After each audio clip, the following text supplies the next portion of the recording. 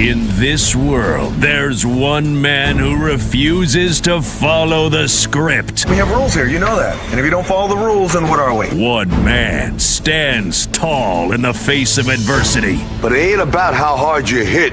It's about how hard you can get hit and keep moving forward. A man who rises above the ashes of hot takes. What do you care what they say? Easy for you to say they will love you. It's just noise, man. You're really good at it. You might be great. That man is Nick Kostos. And this is You Better You Bet. If loving sports is wrong, I don't want to be right. Where narratives are challenged and the truth is spoken. I told you what was going to happen last week. If you didn't listen, that's on you. This isn't talk, it's perspective. It's not what you look at that matters. It's what you see. This is You Better You Bet, presented by BetMGM on Westwood One Sports. What's up, everybody? Happy and merry, wonderful Sports Wednesday to you and yours. This is You Better You Bet with Nick Kostos on Westwood One Sports, as we bring you the fastest show in all of sports. The show presented today and always by BetMGM. Make it legendary by downloading the BetMGM app and visiting BetMGM.com. And on this Wednesday morning, the world of sports is alive, unlike the French chances of winning the World Cup. And we will get to all the big stories. And we got a lot going on today in the world of sports. Here's what I want to know. What the hell is the NBA doing with this Kawhi Leonard investigation? Are we going to get this wrapped up at some point before all of us die? Hey, Adam Silver, what the hell is going on? I'm also going to reveal to everybody how the world of sports has given us, and how great is this? Yo, you want to talk about scientific and medical advancements in the year of our Lord 2026? How about sports giving us the cure to insomnia? I'm going to tell you all what it is. Something put me to sleep last night. I can't wait to share it with everybody. And what the top 10 wide receiver list put out this morning by Jeremy Fowler and ESPN tells us about this season in the NFC East.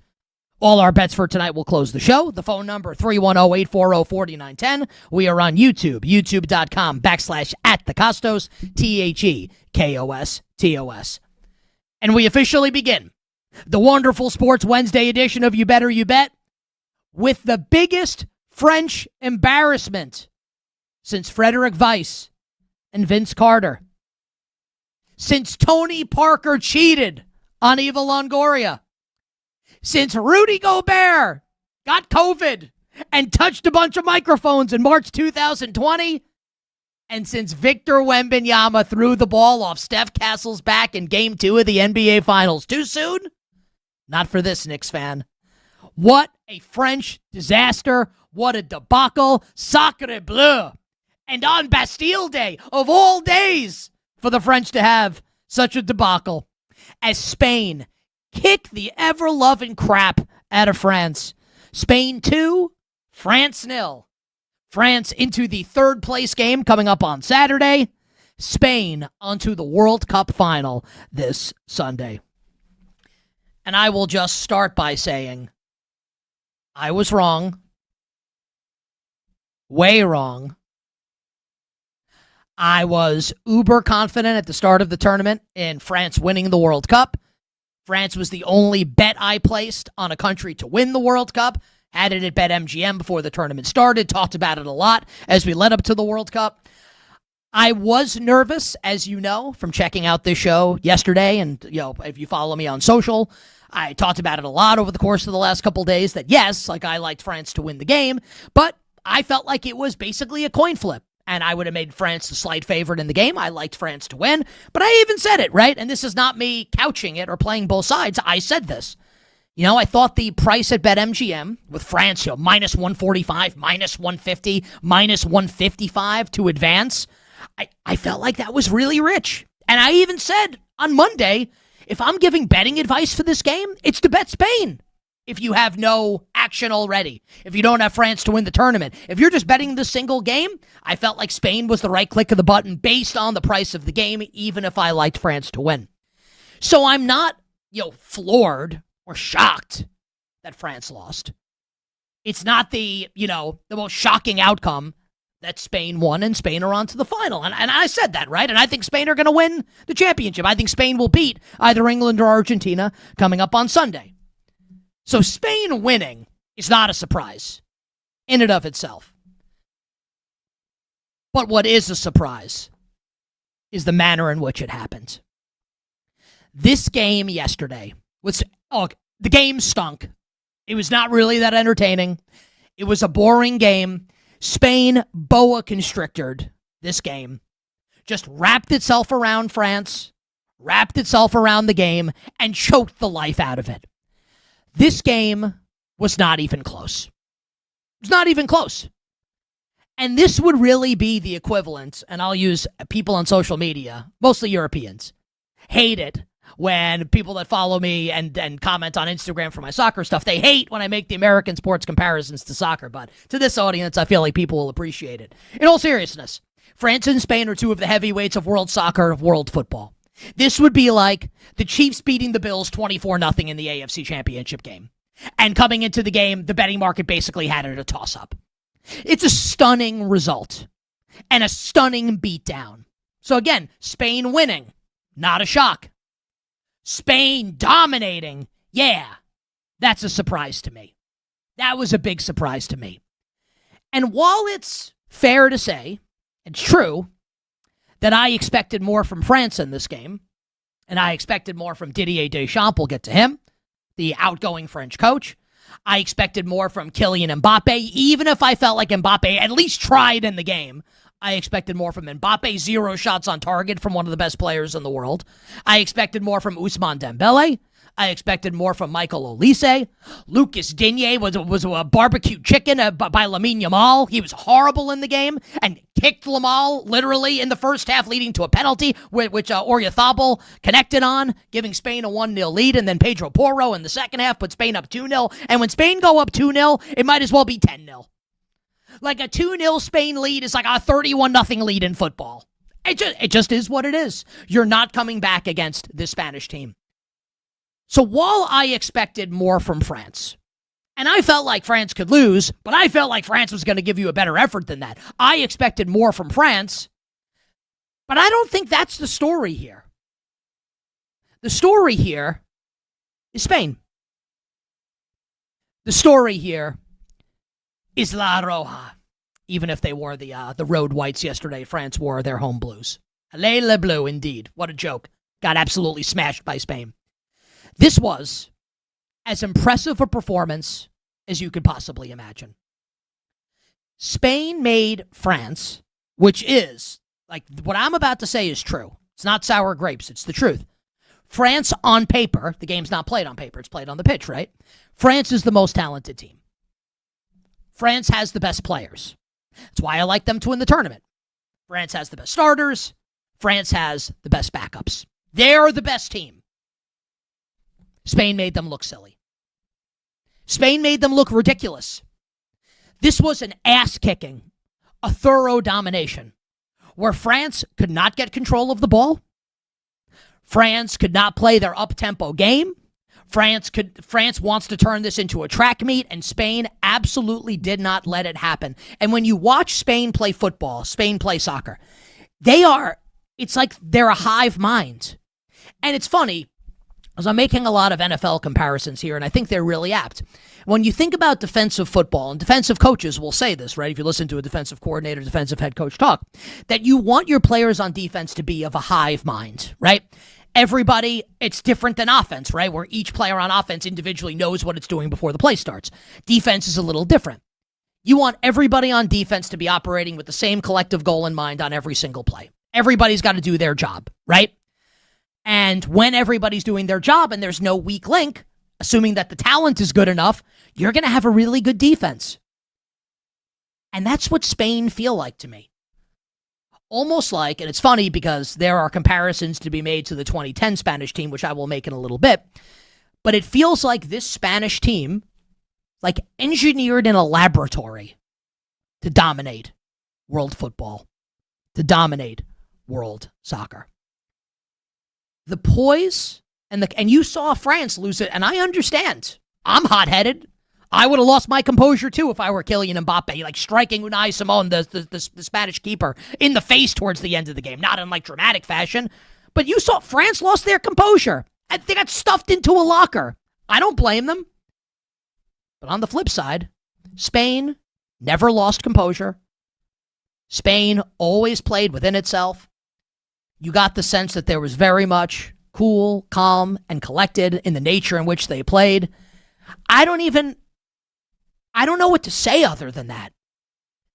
It's a 10 out of 10 performance by Spain. They kept a clean sheet against the best attacking team in the world. They made the best attacking team in the world look silly. Like they were incapable of scoring a goal. And France did threaten a little bit at the very end of the game after Spain were up 2-0 with a couple minutes to play. But aside from that, I mean, this was never close. And just from my perspective, right, and maybe you had the same experience where, I'm rooting for France in the game. I have a bet on France. Once Spain convert the penalty, I'm like, feel like we're in a spot of trouble here. And once it's 2-0, it's done.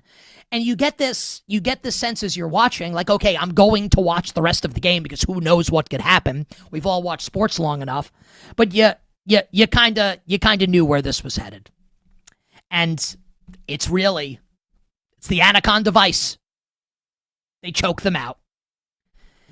And now, with one game to play for Spain, and we can get into tomorrow when we know who the opponent is, England or Argentina in the final, we can break that down. Right? But I'm picking Spain. And some people will say, oh, well, it's an overreaction to what happened yesterday against France. You know, because I said it ad nauseum, that I felt the winner of yesterday's game was going to win the World Cup. So obviously I'm going to pick Spain to win the World Cup on Sunday against either England or Argentina. Let's put in perspective what Spain are on the verge of accomplishing if they're able to win the World Cup on Sunday in a certain manner. And that certain manner, based on their body of work, seems to be the most likely matter, the most likely outcome. In 1998, France won the World Cup in France. And Didier Deschamps, the French manager, was on that team. So too was Zinedine Zidane, who was going to be the next manager of the French national team. We'll get to him coming up in a few moments. That French team shut out Brazil in the final 3-0 and conceded 2 goals in 7 games. Italy, in 2006, World Cup winners, conceded twice in 7 games. One of those was on a sick penalty that Zidane converted in the final, the Panenka, when he shot the ball like a cheeky shot down the middle to beat legendary Italian keeper Gigi Buffon. Italy would go on to equalize it. Italy would obviously win in penalties after the Zidane red card. But Italy, in 2006, conceded twice in 7 games.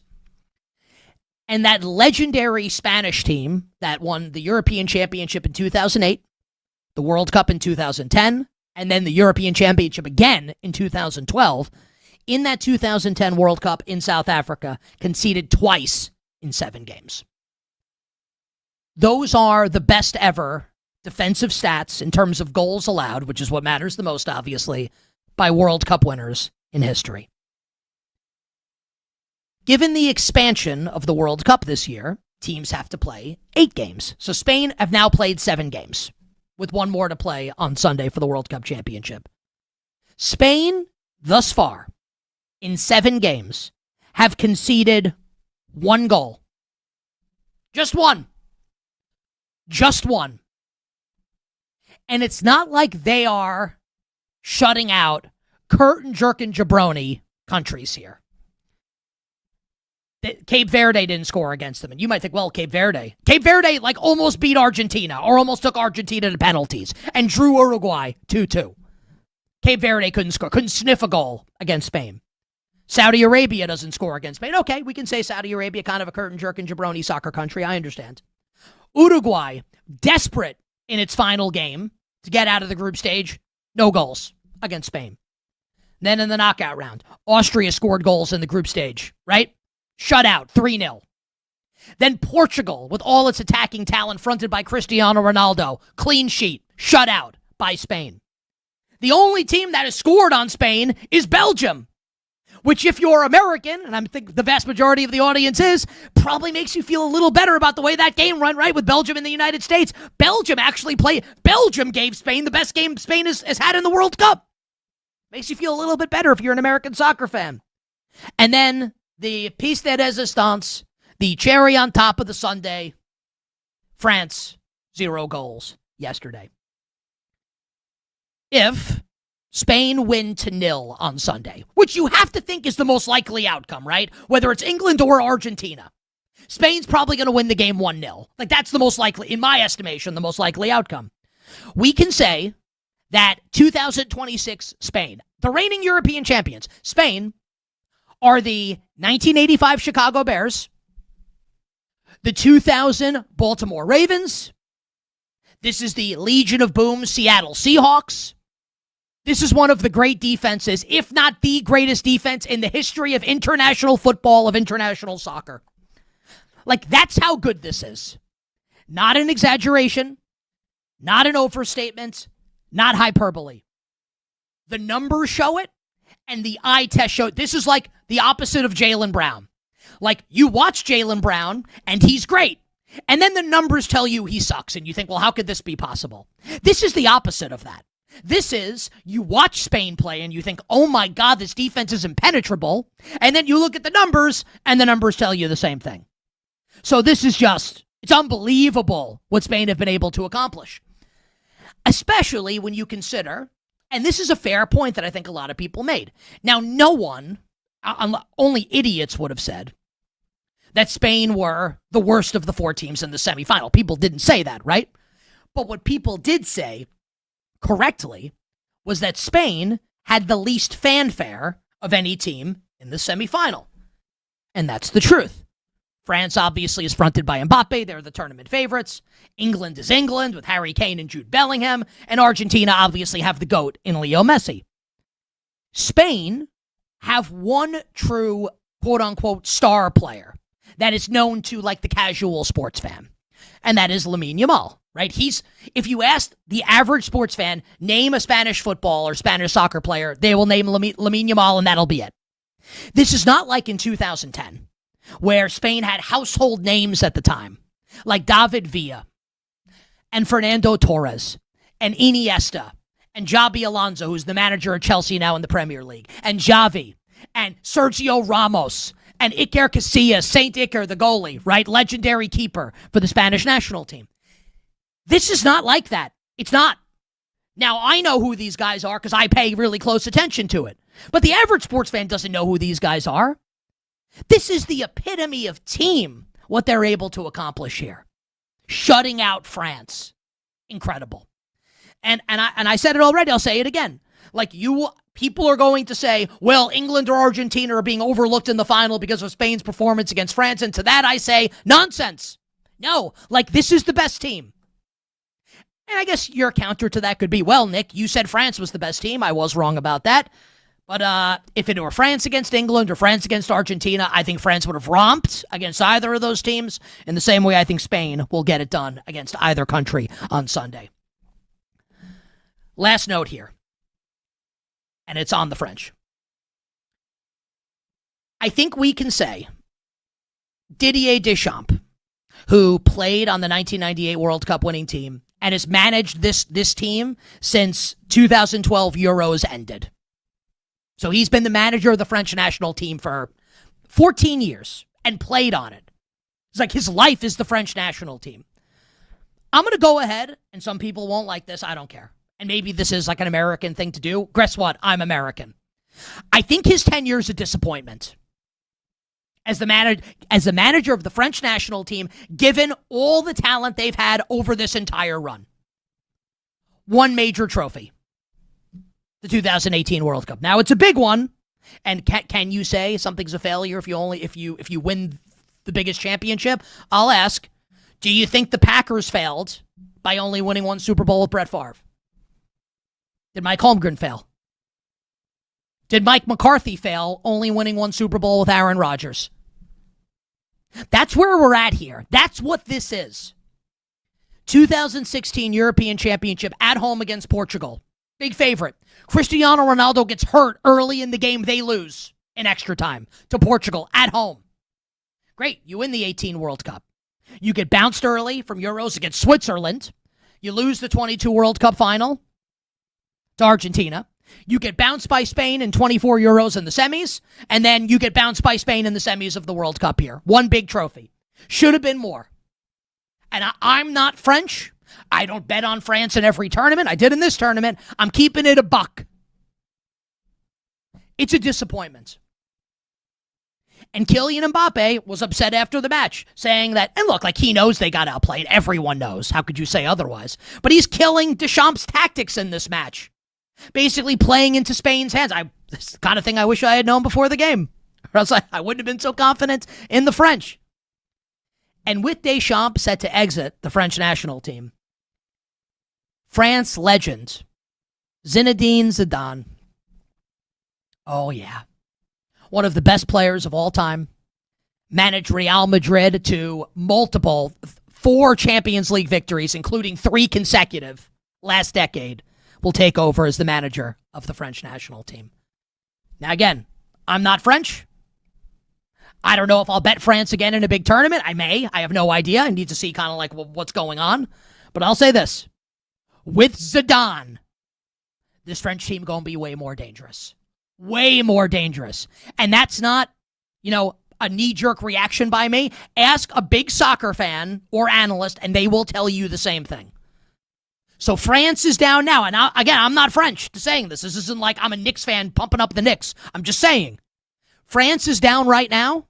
When Zidane takes over, forget about it. Forget about it. It's going to be a big deal for France. And for Spain, 85 Bears, 2000 Ravens, 2026 La Roja. If Luis de la Fuente and the Spanish national team get it done in great defensive fashion on Sunday in the World Cup final. I hate being wrong. And I hate losing bets. But as Frank Sinatra once said, that's life. We're just getting started here on a Wednesday on Westwood One Sports. On the other side, sports has given us the cure to insomnia.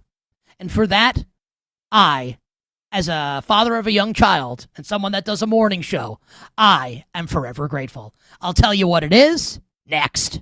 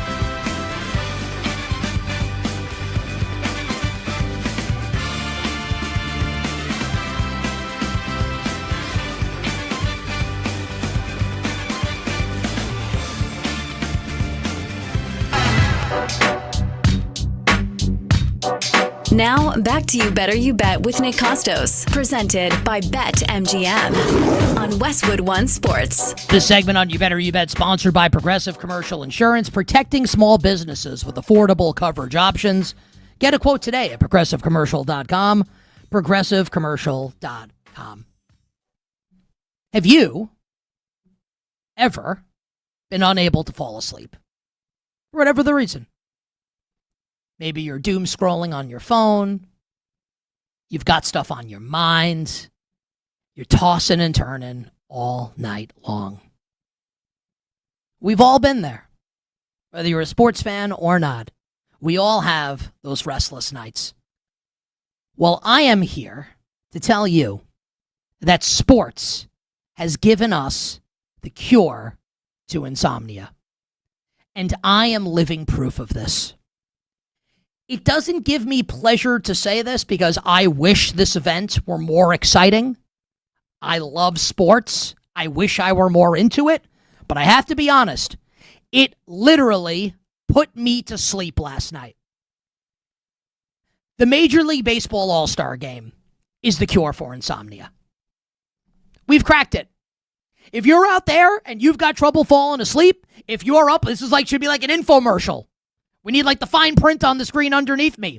Some cheesy, let's do some remix of some song from the 70s. Gotta go to sleep. I'm really tired tonight. This is it. The Major League Baseball All-Star Game could not be more boring. There's less than no juice. There's a glass, and in the glass, there could be juice.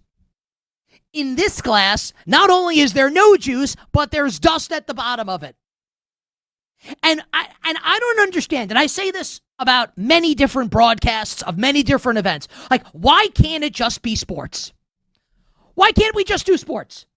Why do we need a concert in between multiple innings of the Midsummer Classic? What a joke. You know what the Midsummer Classic actually is? Me having a beer sitting outside when it's 75 degrees at 7:30 at night, when it's still light out.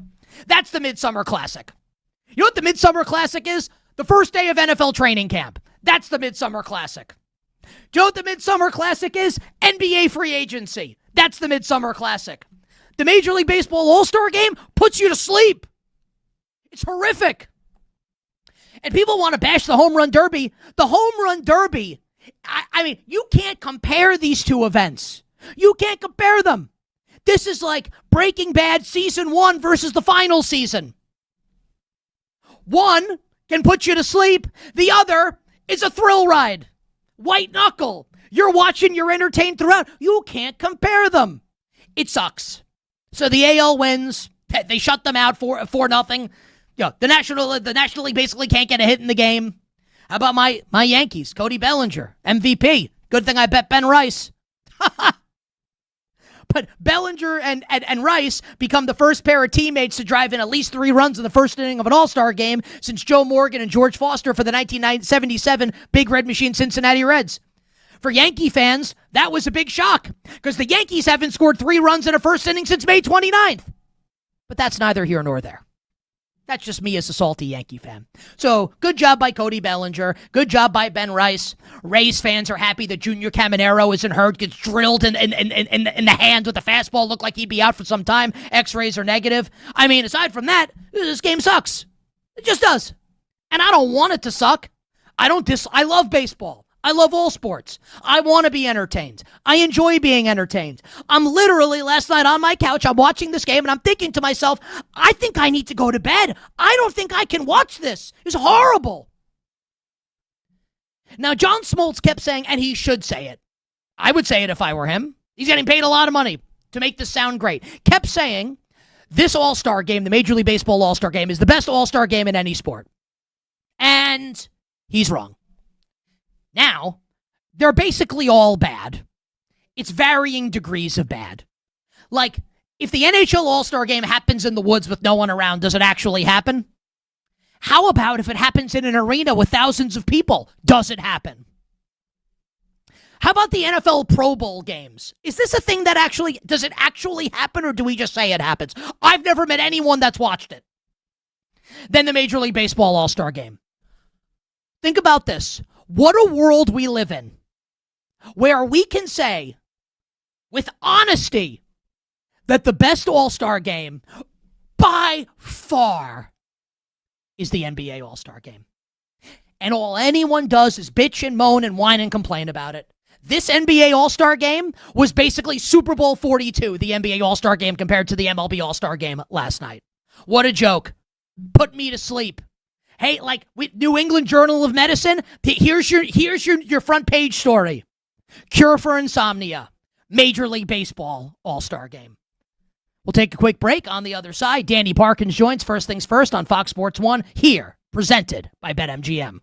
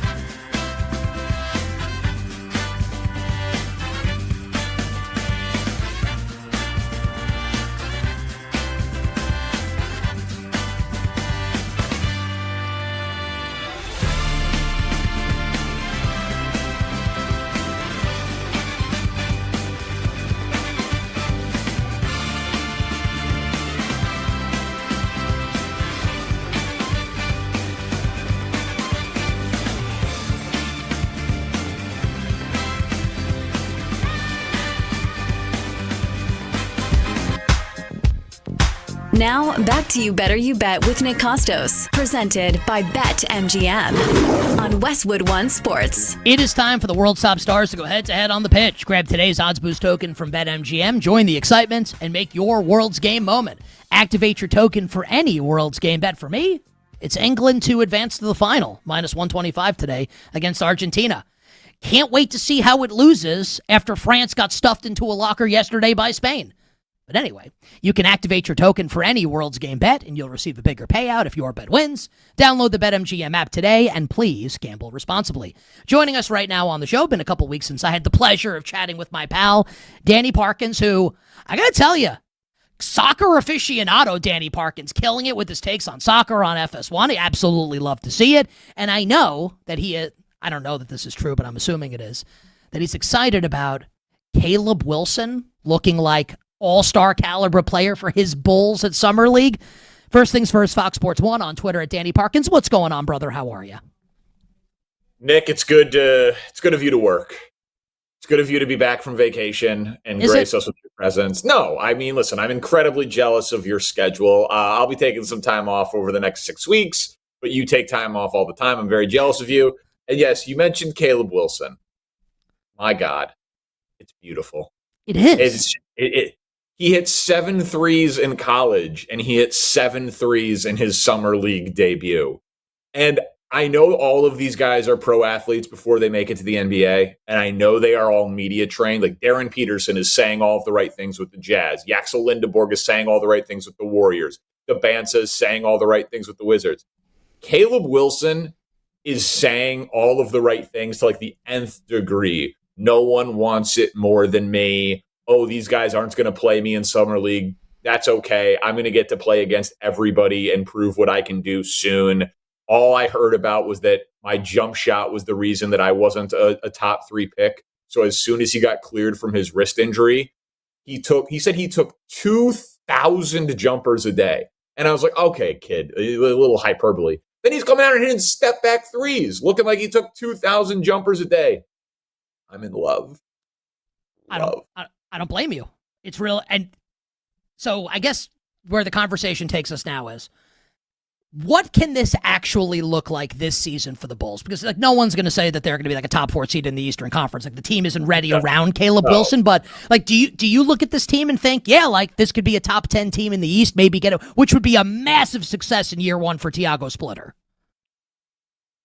It's so funny that this is the question that you ask, because I've spent almost no brain power thinking about it. Like, it's not that doesn't matter. It does. The goal is to win games. But they have just been so devoid of a plan and a direction and like something to be excited about in the post Derrick Rose era. You know, like Kobe White is a nice player, and Wendell Carter is a nice player, and Lauri Markkanen is a really nice player. Those guys were all on the Bulls, and they all no longer are on the Bulls, and none of those players returned even a single first-round pick. Like, they were just so terribly mismanaged for the last 6-8 years that just the fact that they have Matas Buzelis, who I think has a tremendous amount of upside, and then they lucked into Caleb Wilson, who has even more upside than him, like, that's enough for me. Like, just seeing those guys develop. And, like, could they flirt with a play-in in the East? Sure, but the East is really, really deep.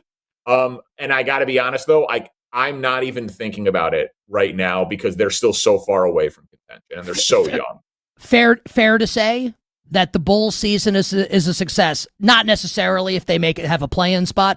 If Caleb Wilson's awesome, that's the success. No question. If you need a guy who you think can be a big 3 on a title team, just like a part of a big 3 on a title team. And then if you have a guy who is young that you know you'll have for at least the next 6 years minimum, because basically every rookie signs the extension with the team that drafts him. It's like, okay, now you have your window. Like that's your window to start building. So yeah, the whole thing, and I will put Buzelis in there too, because he is young and like he got a lot of praise from dudes around. Like Kevin Durant was gushing about his talent and his potential. And so I do think he has a huge amount of upside also. So I'll put him as like a 2. It's not like a 1A, 1B. Caleb Wilson's clearly both of those, but like Buzelis and Caleb Wilson kind of defines the Bulls season individually more than team-wise. Let's go to another Chicago Caleb. Yeah. But that name's kind of like running the town, right? So ESPN's Jeremy Fowler, and I said this on the air a couple days ago. Is Jeremy Fowler like the MVP of sports media this week? Like really? He's the man. I mean, he's the man. He could have waited until after the World Cup final, and it would have just been like slightly better. But he's no. I think this week is better with Major League Baseball. Like the ESPYs are tonight. This was the week to release it. I know, which is why they do it. Yes. I just think the World Cup, maybe specifically for us at Fox, because we're doing like maybe a slightly disproportionate amount compared to the rest of the sports media. But yeah, Jeremy Fowler's the man. Yes, because he does.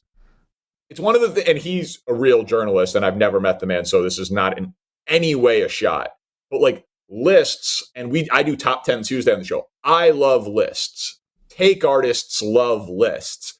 Jeremy Fowler is a journalist who applies journalism to lists. Yeah, so like, absolutely. You know what I mean? And I love how it's like it's a survey of 70 coaches, executives, and scouts, to which I read as 1 coach, 1 executive, and 68 scouts is probably what this is.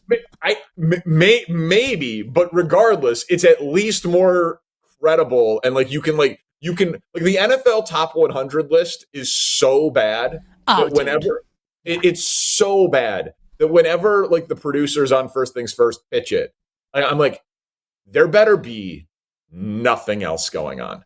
And I mean nothing for me to like put any stock in this list. And then my take is going to be this list means nothing. And then I'm going to just give you my take on the player. Like it's so bad how that list is put together. But Fowler's, I really do respect.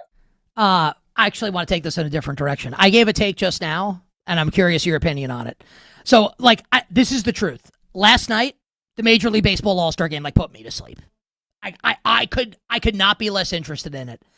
True or false? The best All-Star game in sports right now, and think about like how crazy, because everyone hates it. The best All-Star game in sports is the NBA All-Star game. It's not even close, right? Now here's the thing about that opinion. I've had that opinion for 30 years. Okay, yeah. Well, yes. When we were kids, I definitely felt that way for sure. But there was a long period where it was bad. Right. And even when it was bad, I defended it. Okay. Like because I called it like my guilty pleasure. It was like, my pint of ice cream while watching reality TV. Like it has definitely been bad, and baseball historically has been great because you can't really fake it, and you're not going to like, it's the most like representative of a real game and that sort of thing. I think the NBA All-Star Game is silly. It's empty calories. They keep tinkering with the format every year. The dunk contest is plummeted because stars don't get involved. But I like seeing Dr. J sitting next to Kareem courtside watching the guys. Like it's funny. Yeah. I like seeing. Like, did anything make you laugh last night at the Major League Baseball All-Star Game? Did anything make you laugh? No, it did. It didn't. To be, you're correct. I personally love and will always have a soft spot in my heart for it ever since I was at the All-Star Game with my dad in Cleveland in '97, and it's like such a core memory when they did the NBA at 50. But yeah, listen, sports are the best because they have stakes attached to them. Like that's why people are falling for the World Cup. Like you're a hardcore soccer fan, but like why everybody else is falling for this World Cup is because it's like, oh, it's clearly sports at the highest level and people really, really, really give a damn. Like the players, the fans, the people who go to the games, the people who can't go to the games. I was out with Steph in Brooklyn. We were just like exploring Brooklyn on Saturday. Where'd you go? Went to a bunch of different places. It was awesome. Like I love Brooklyn. Yeah, we had only been one time. And so we were like, but there were games. There were 2 games. And so it was like, we're going to explore Brooklyn, but like make it a whole day long date thing, but like do it around finding our spots at ourselves at different bars and restaurants for the games. And there was 700 different options. Outdoor watch party, swanky hotel lobby bar, cocktail lounge, like dive sports bar. and they're all showing the game. So it's just like there's so many different touch points for people with the World Cup. And I know you were asking me about the All-Star game, but like the point is that it's hard to fall for an All-Star game when it is being compared. Like the backdrop of it is the biggest sporting event in the world with the highest stakes. I think that's part of the reason why it fell more flat for some people. Couple more minutes with our friend Danny Parkins. First things first on Fox Sports 1. Your takes, Danny, on the World Cup semifinal. My French getting destroyed yesterday by Spain, and then England-Argentina in a juicy matchup coming up later today. Listen, I thought it's cliche, like the whole defense wins championships thing. But if that was the first soccer match you had ever seen, France and Spain, you would not have had any idea that France arguably had the greatest collection of offensive talent in 50 years in the World Cup. Like, it was Spain's defense dominated that game. They made them disjointed and sloppy and everything that you could say. And I thought, they didn't have a shot on goal until the 81st minute. They had 3 shots on goal the whole game. Mbappe had no shots on goal. It was like a boa constrictor. They got the lead. They squeezed. France completely fell apart. I thought Spain was incredible. Spain hasn't trailed in the World Cup. They've allowed 1 goal in the World Cup. The record, by the way, for a World Cup champion is 2 goals allowed. 3 teams have done it, including 2010 Spain. I did it earlier on the show. Brilliant minds think alike. The exact same stat. Yeah. Yeah. So Spain's allowed 1. So they in 7 games, by the way, with an extra game. Correct. And so we were going to go, but it's funny. Like if we did a word audit of World Cup commentary in the lead up to that game, from the start of the tournament to the lead up of that game, number of words spent on historic offense for France versus number of words spent on historic defense for Spain, it would have been 20-1 in favor of France, 50-1 in favor of France. Yep. And all of a sudden, we're going to have to pivot immediately and start praising the Spain team as this all-time historic thing. So, and by the way, they beat him in the Nations League semifinal. They beat him in the Euro semifinal. They've won 37 straight matches with 3 of them coming against this French team. Like, Spain's just better. It's just that they're not as flashy as France, and so it wasn't as easy to get behind and understand. As for today, I'm actually surprised England isn't a bigger favorite. Like, Argentina needing the extra time in the late goal against Cape Verde, coming back from 2-0 and needing the extra time against Egypt. I thought they were going to lose to Switzerland if the double yellow card doesn't turn into the red card. I thought that Switzerland had controlled that game after like the early stumble. I thought they looked way better the first 15 or 20 minutes of the second half until the red card. Like, I thought Switzerland was going to win. And so it's been 3 straight very narrow escapes. I know the win over Switzerland ended up being 3-1, but I thought that game was way closer than the final. They're playing a man down without their striker. Exactly. So I think Argentina has been very fortunate to get here, and I know there's a ton of pressure on England, and they haven't won since '66. But Bellingham coming alive, I think that Argentina's defense has not looked good against way less competition than this England team. So I think England's going to win the game by multiple goals. I actually agree with all of it. I have please gamble responsibly. I have a nice size bet on England today. I'd just, please. Yeah. Get it done. Dude, I mean this sincerely. I've loved what you guys have done covering the World Cup. I think you guys have been great on FS1 and Fox. I know FS1 just had a tremendous month, so congratulations to you guys. Great job, and I've enjoyed personally your soccer commentary on the World Cup. So great job. Thanks, man. Listen, you are like I said, you're a bigger year-round soccer guy. I do love the World Cup. I love international soccer, and it's just like if you prep hard and you watch every single game, you can do a pretty good job. So especially when when you're good at talking and formulating opinions and know how to do it, that helps as well. Thanks, I will be on vacation for a few days, but good news, I will be back for our slot next Wednesday. Be well, my friend. Oh, thank God. I did it for you. I told my wife. I said, Bianca, honey, I need to be back on Wednesday for Danny. Thank you, my friends. That's right. See you, buddy. I'll talk soon. Hour 1 done. Hour 2 for you coming up on the other side. How about we talk some college football to start the hour with friend of the show, the great Colin Wilson.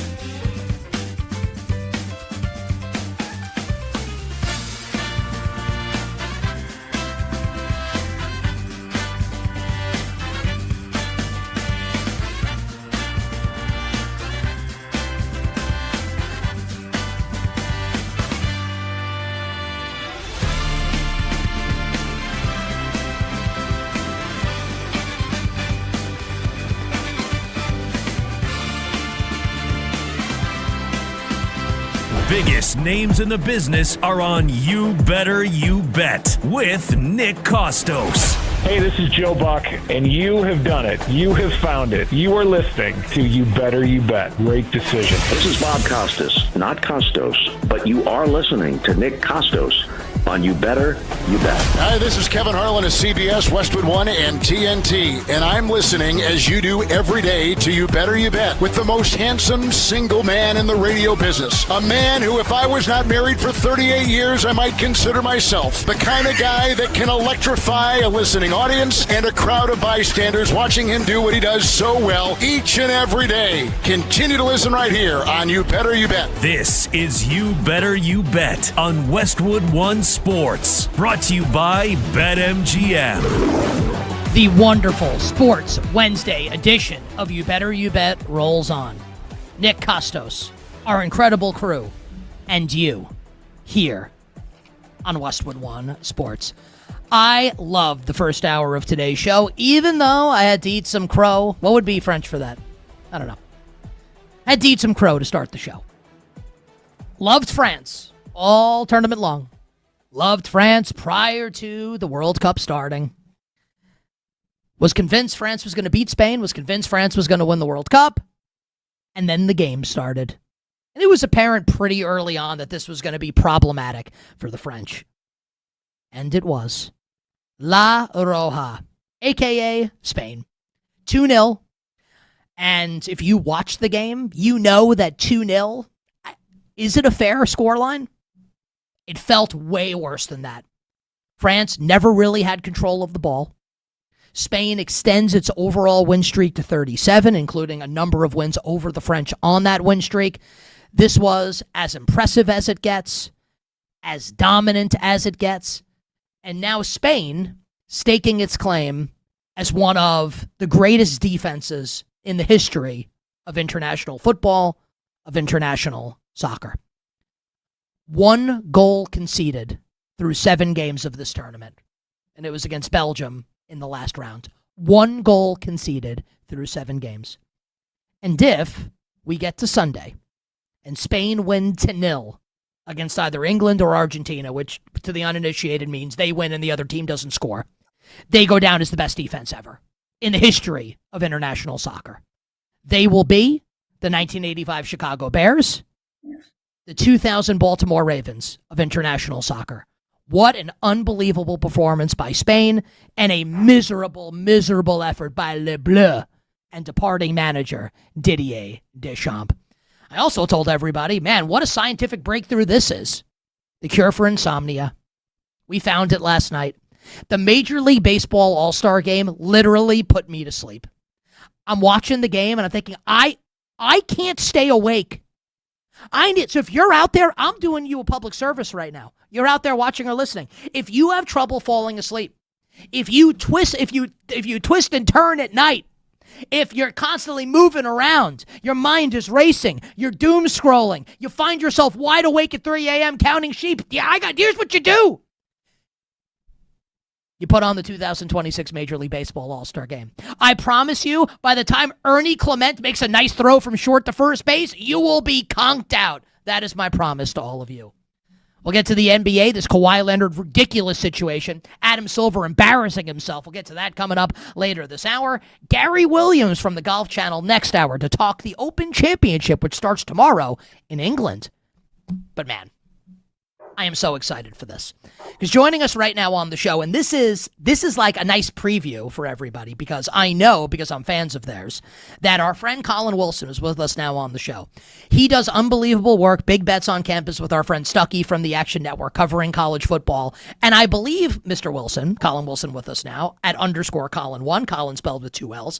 I believe that I saw our mutual friend Stuckey tweet out a couple days ago that your guys' college football preview podcasts are coming out soon, and that made me excited because I have a routine in the summer where I go for a long walk and I put you guys on, and I kind of get educated on how to bet on college football this year, each season, from you guys. So A, is that true? B, how the hell is it going? And C, great to have you back on the show. Oh boy, there's so many questions. Yes, I do have a calendar meeting next Tuesday for us to record our very first podcast. for the college football season. And I've kind of had to take a step back this summer and realize that when I do this and Stuckey and I start, this will be the 10th consecutive season him and I have run a college football podcast, dating back to the 2017 season where we had to hire our own producer. We spent 5 hours editing it ourselves. It's a pretty big deal in this space when you can do something with a partner for 10 years straight. So I'm excited to see how we, it's going to be another season of winners and another season of drama, and I can't wait. And here's what I'll say to the audience. If you're out there, and we know the audience because we have metrics, right? That the audience on this show has never been as big as it is now. So in case anyone's out there listening or watching and you're unfamiliar with Colin, and I'm introducing him, he's a great college football bettor. Yes, Colin does live in that world, and yes, he makes numbers for his games, but also when it comes down to it, he is, I'll speak for you right now, one of the biggest college football fans you'll ever meet, and someone that just loves the sport, loves to bet on it, but loves college football in like the purest sense of the form. So really excited to break down the season with you, my friend. And before we get to some thoughts on conferences and Heisman and national championship, let me hit you with this first, right? Because I'm starting to get really pumped for this season. What is Colin Wilson's singular favorite storyline entering this season? You can take this anywhere you want. The story that excites you the most is what and why? I have a 1A and a 1B, and it's the two teams I think are going to make the national title game. So let's just start off there. Texas has the most explosive wide receiver set, and Arch Manning coming into a season where he figured out how to pass. There's only one gap in Texas's program. It is, can Sark learn how to call the right plays in the red zone? It's really been the problem. They've been bottom 90 in red zone efficiency year after year, except the year they had Bijan Robinson and Roschon Johnson running the Wildcat. But other than that, if they could just figure it out at the red zone, they're going to win a national title, and they should with everything that they have and the portal that they've hit with their wide receiver. They're good in the trench. They're good on both sides of the ball. This should be a team that wins the national title. If they don't, Sark has a lot of questions to answer. And 1B, I just keep gravitating towards Oregon, and not because of Dante Moore. This is a team that is fine. And I've said this the entire, when Dan Lanning took the job, he was defensive coordinator at Georgia years ago. I said, if he can bring that defensive mentality and a defensive line to Eugene, Oregon, which for years you could run against Oregon all day long. It's been a huge problem, but they can't get the defense off the field because they can't stop the opposing rushing attack.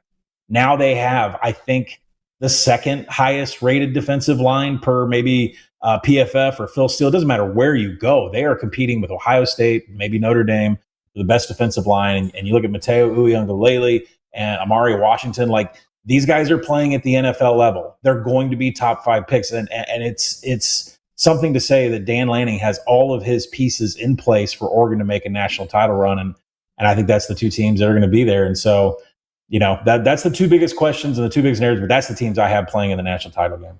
We are 6 weeks away from week 0 of college football. It's going to be here before you know it, and this season should be absolutely spectacular.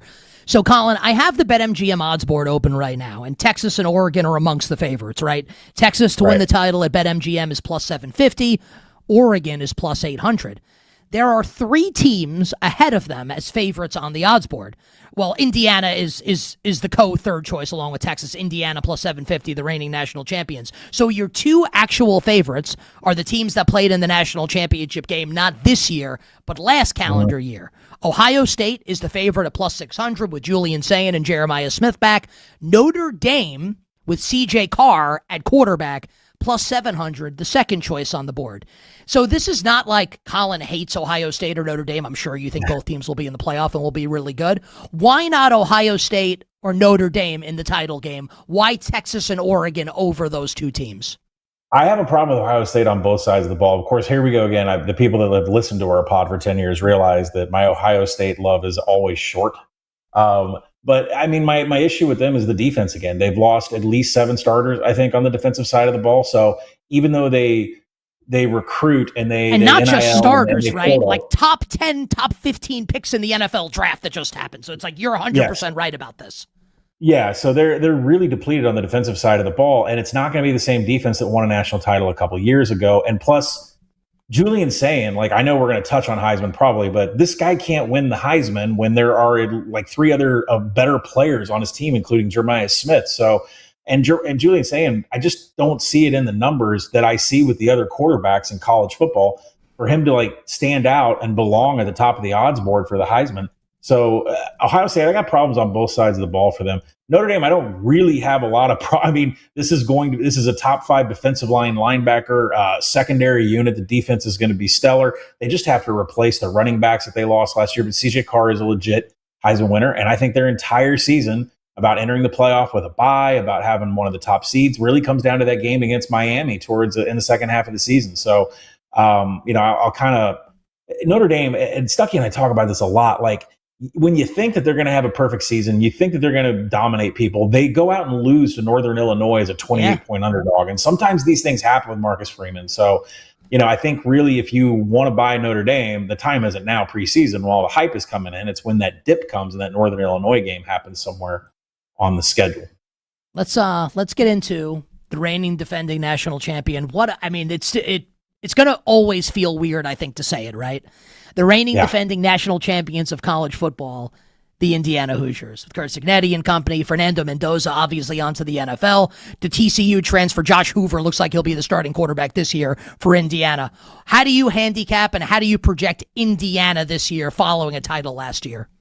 Well, I would like to thank Cignetti and Indiana for making every other school think that they can win a national title, because all the talk here in Fayetteville, Arkansas is, well, if Indiana can do it, we can do it. No, we can't. And what Indiana has done has been amazing. Plus, they have a fan base. Like, if you don't know, like, how many people have actually graduated from Indiana and actually have a little bit of money, there's a reason why they're able to afford to go out and get all these players and pay Cignetti as much as every other coach in college football. So there's a special dynamic there. But I'm really interested in how this Josh Hoover project goes, because I just got back from Big 12 Media Days last week and had a couple of sidebars with Sonny Dykes and talking to some TCU folk about Josh Hoover, the quarterback that transferred into Indiana. And, 20 interceptions is not great. The number of turnover-worthy plays he had is not great. And, the response, if you haven't been paying attention to the offseason, Cignetti fired back and said, well, Josh Hoover will have a defense and a running game, so he won't have to make as many mistakes.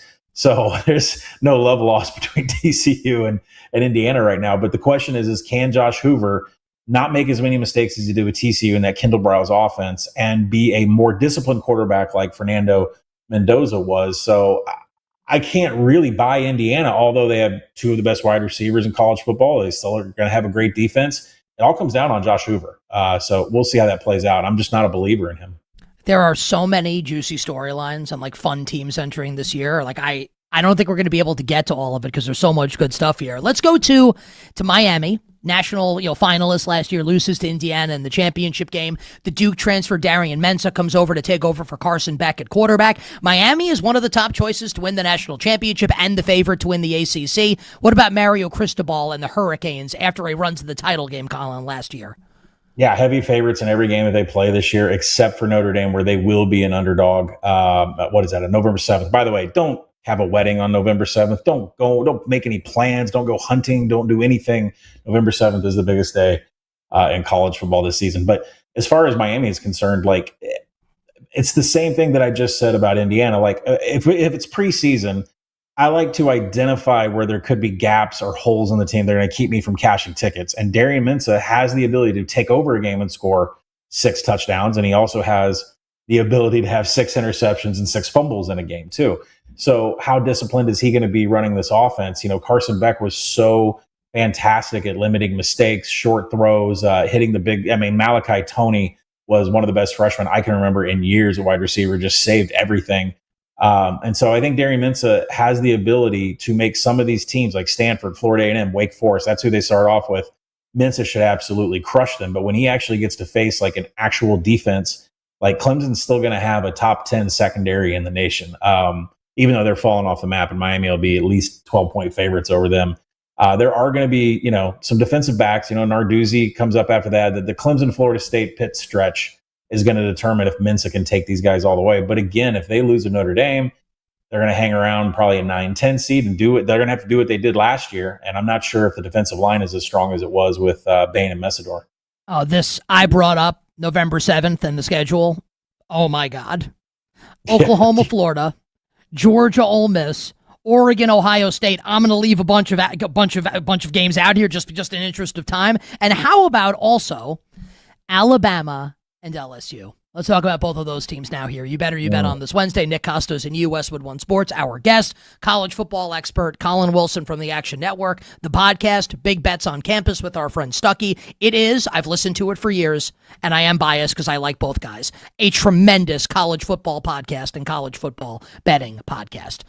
Let's start with Alabama. And Colin, to me right now, and I'll talk more about this summer, this feels like to me, this is now Kalen DeBoer's program. Like we're a couple years removed from Nick Saban. It feels like this is basically all DeBoer's guys at this point. New starting quarterback with Ty Simpson in the NFL. Obviously a big year for DeBoer, even though he got that extension. Kalen DeBoer in Alabama, where are we at right now on the Tide? It was my very first total play of the year, and I bought it back in, I think, March, which was under 8.5, under 9 is what I bought it back then. I am not a believer in what's about to happen this season. I think that he's going to get fired if they win 8 games, right? I think he might get fired before they get to the 8 games. I'd have to go check his contract status and kind of check in with some of the talking heads you and I talk with that are on the beat report about what his contract situation is if Alabama will try to get out of it. But it's not. I think Kalen DeBoer stepped into a situation that most of us don't really see from the high level view, which is Alabama didn't really have an NIL program and they didn't really have any money when he got there, and there were a lot of kids taking a Saban discount. And, that affects who you can grab in the portal. It affects the money that you have. We had to let Ryan Grubb go to the NFL. Now he's back calling plays. But then Ryan Williams, your star wide receiver, who should be as good as Jeremiah Smith, just absolutely disappears from the entire season. Is he going to show up this year? Other problems for Alabama. They didn't have a running game last year. They have less than the running game that they had last year going into this season without Jam Miller coming back. And so if you can't run the ball and you're reliant on a passer and you think Keelan Russell is going to save you, you need an offensive line to at least protect a little bit. So the defense isn't going to be as good. The offense doesn't have a running game still. And now instead of Ty Simpson, we don't have a proven quarterback, and we're going into another quarterback battle with, a 5-star kid that doesn't have any experience, or Austin Mack, who's been in the Ryan Grubb program for 5-6 years and still can't get a start. So I'm really down on Alabama. And the schedule is, look, if you look at the teams on this schedule, right? First off, South Carolina, Lenora Sellers, they play they will put a bruising on you every week, no matter if you win that Sellers game or not. is an NFL quarterback also. Sellers is going to get drafted early next year.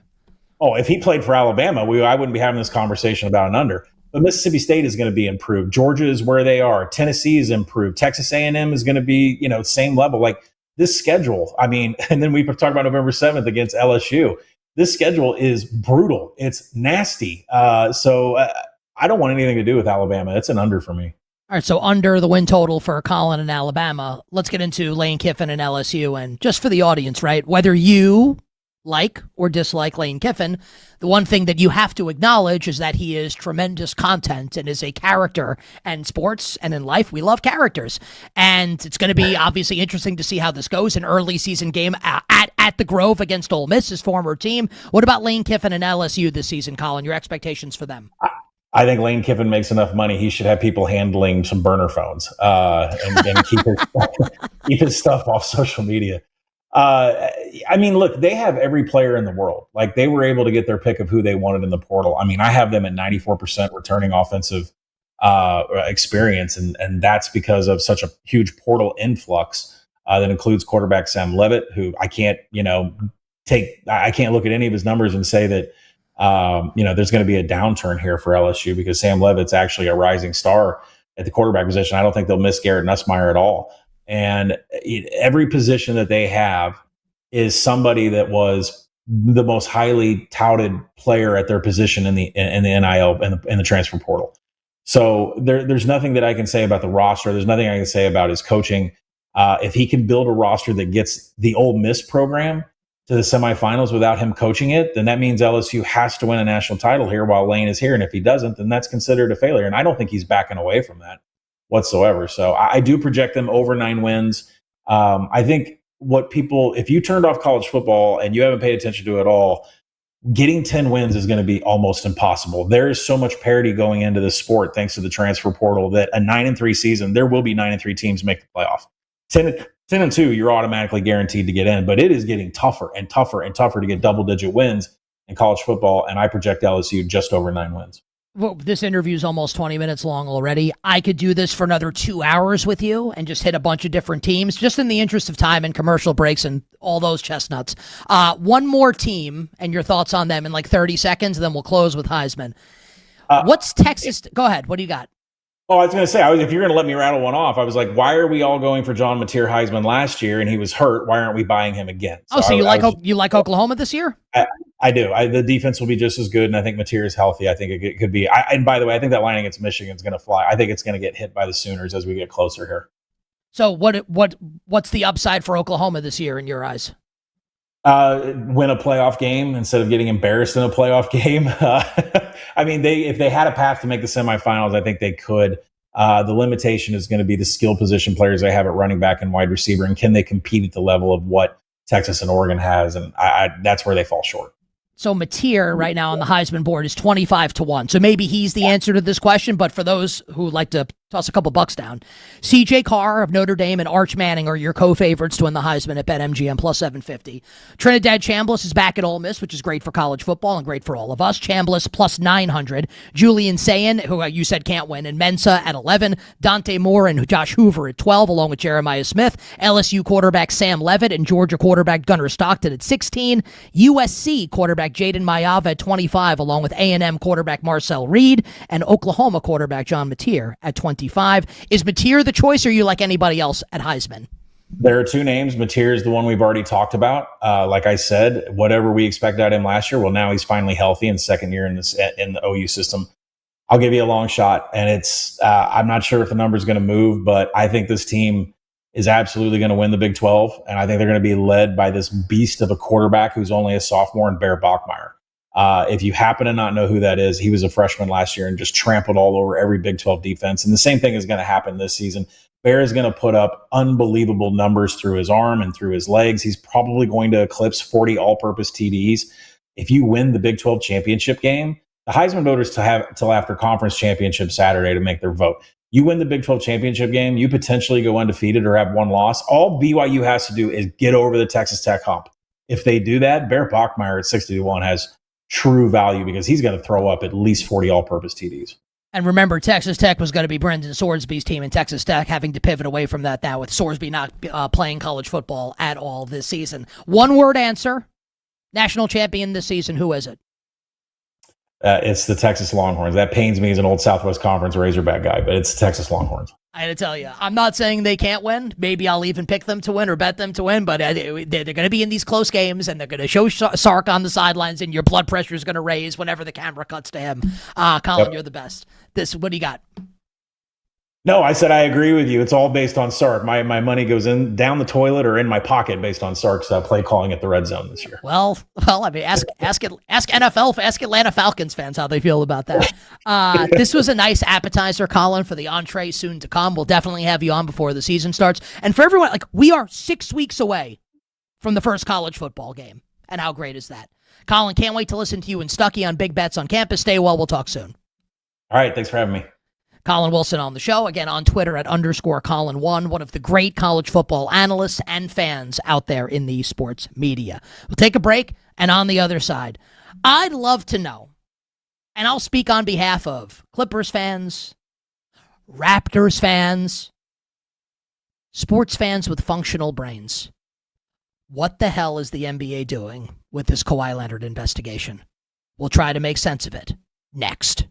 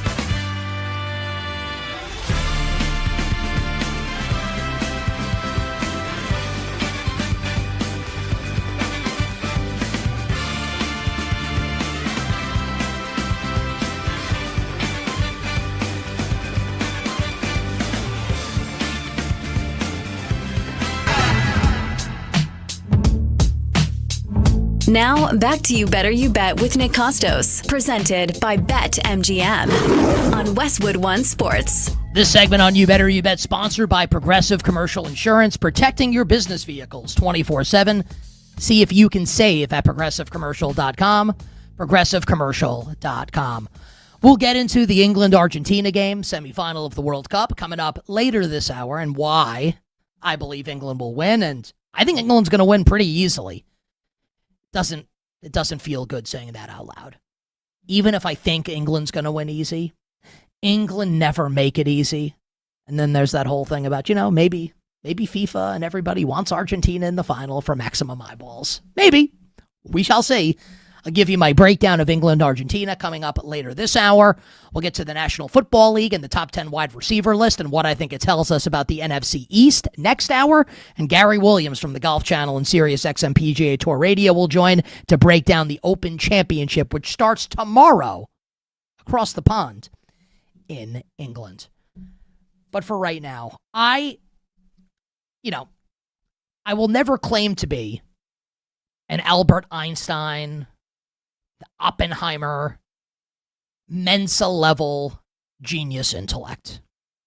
I don't think that's the case. I think I'm good at this job, and I think I'm, if I would assess it, I would think I'm smarter than the average person, but there are a lot of people that are way smarter than me.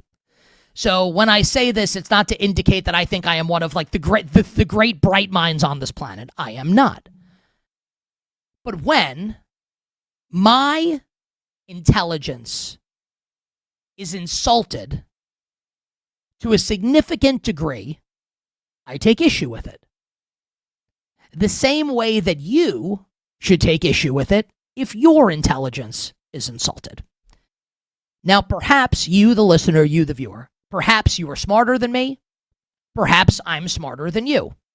But there's no way that any of us, anyone out there watching or listening to this right now, that any of us are dumb enough, and dumb with a capital D, are dumb enough to buy what NBA Commissioner Adam Silver is trying to sell us as it concerns this Kawhi Leonard investigation. Let's just quickly, and I mean quickly, because it's a mic drop kind of thing, go through these timeline of events. We are now almost 1 full year removed. It was September of last year, September 2025, from Pablo Torre, who does an awesome job, obviously, on Pablo Torre Finds Out. The guy won a Pulitzer, so he's doing good work, right? From his podcast episode, basically breaking the aspiration scandal, which, if you've been living under a rock or you need a quick synopsis, basically the NBA, the Clippers were finding ways to pay Kawhi Leonard illegally so that they could keep, the salary cap, or they could spend money elsewhere, right? So they're illegally paying Kawhi Leonard under the table, right? To try and, create more financial flexibility in the organization. Things like this are why the NFL instituted a salary cap, because teams were circumventing it. We're circumventing the rules. So basically, the assertion is, with a lot of evidence behind it, is that the LA Clippers circumvented the rules in order to pay Kawhi Leonard. Now, Steve Ballmer, who owns the Clippers, has come out very aggressively, and the Clippers have aggressively denied this and basically said that they got scammed by the guy that ran Aspiration with an A, right? It was just like they planted trees or whatever. It doesn't even matter. So the Clippers have denied this. We are 10 months removed from this story breaking. Almost a full year. It is the year of our Lord now, 2026. Think about the speed at which information travels. In 2025, 2024, we are 10 months removed from this. And there is still no result, no conclusion to this investigation. None. They played a full NBA. Kawhi played for the Clippers this year. They were they blew a huge lead against the Warriors in the second half of that play-in game. They played in the playoffs. Only one game, but they were in the playoffs with this hanging over their heads. We are a couple weeks removed now. Think about how asinine all of this is. A couple weeks ago, while I'm on vacation, it was great. Thank you for asking. from the Toronto Raptors trading Brandon Ingram and Grady Dick and a bunch of picks to the Clippers for Kawhi Leonard in a trade that transforms right, wrong, or indifferent, for good or bad, both of those teams. For the Raptors, it represents a pushing it of chips and an idea that this core with Scotty Barnes and Emmanuel Quickley and RJ Barrett that took the Cavs to 7 games, despite not having Quickley in the first round, that adding Kawhi Leonard back to a team and an organization that he led to the team and organization's only championship in 2019, returning to Toronto, that he can help put them over the hump. And that he can help Toronto become a true contender in the Eastern Conference. And I got news for everybody. It's going to happen if he plays for the Raptors this year, which doesn't mean I think the Raptors will win the East, just that you put Kawhi Leonard on that team. You say what you want about Kawhi. Does he miss a lot of time? He does. Is he the same player he was in 19 when he was the finals MVP and led the Raptors to a championship? No. But you know what? He's still one of the best players in the league. Think about that defense with Kawhi and Scotty Barnes. What that was a nightmare to deal with. So Toronto transforms its organization. And you can think it's going to go poorly. That's fine. But like that, all outcomes are in play. And for the Clippers, this is a hitting of the reset button. They went all in, obviously, on the Kawhi move and then Paul George. And this has enabled the Thunder to have their, we'll see if it's a dynastic run. But the building blocks of what they have here, the Clippers, it obviously didn't work, but it was a worthy swing of the bat. And I still feel that way. Years after the fact, worthy swing of the bat, Kawhi and Paul George. Let's see what happens. Didn't work, and now you hit the reset button, and you got lucky in winning that coin flip and getting the 5th pick in the draft from the Pacers, and you add Keaton Wagler, and you've got Garland, and you have the makings of an interesting young team. Not a team that's going to contend this year or maybe next year, but you have the building blocks potentially of something, which is, I think, all you can ask for when you make a transformative trade like this. So you have two franchises in the Raptors and the Clippers that have chosen, right? We are going to transform our organizations.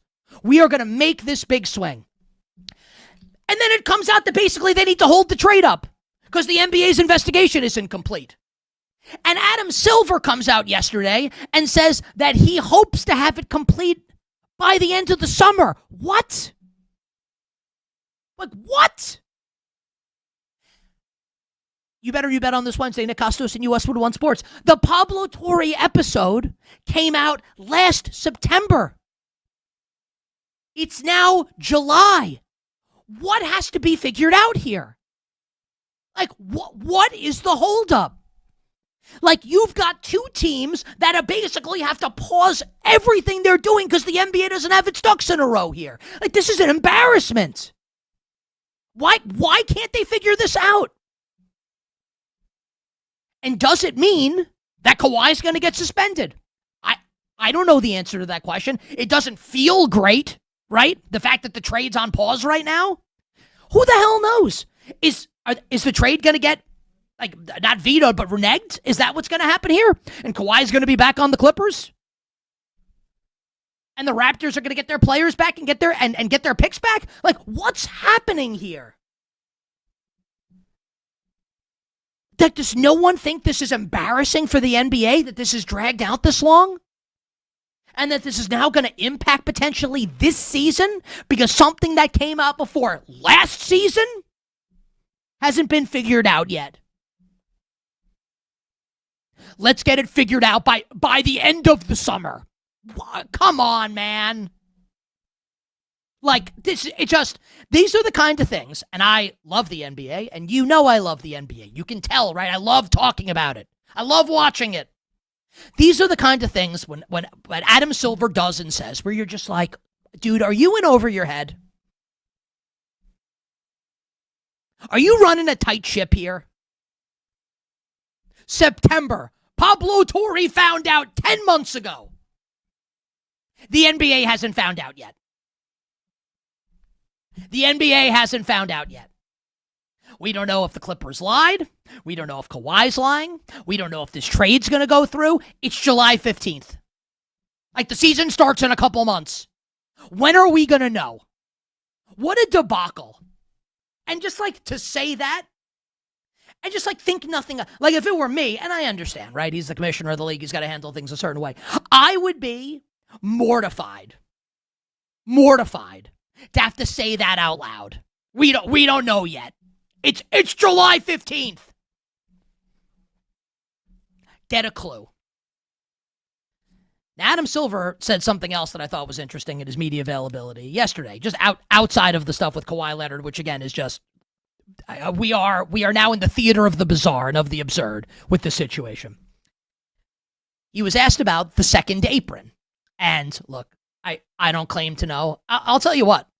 You want to understand how kind of convoluted the NBA is right now with the second apron and the economics and the finances of the league with trades? Play NBA 2K, which I did at the end of last summer, and try and make a trade. And you will learn very quickly how convoluted all of this is, with the new CBA being what it is.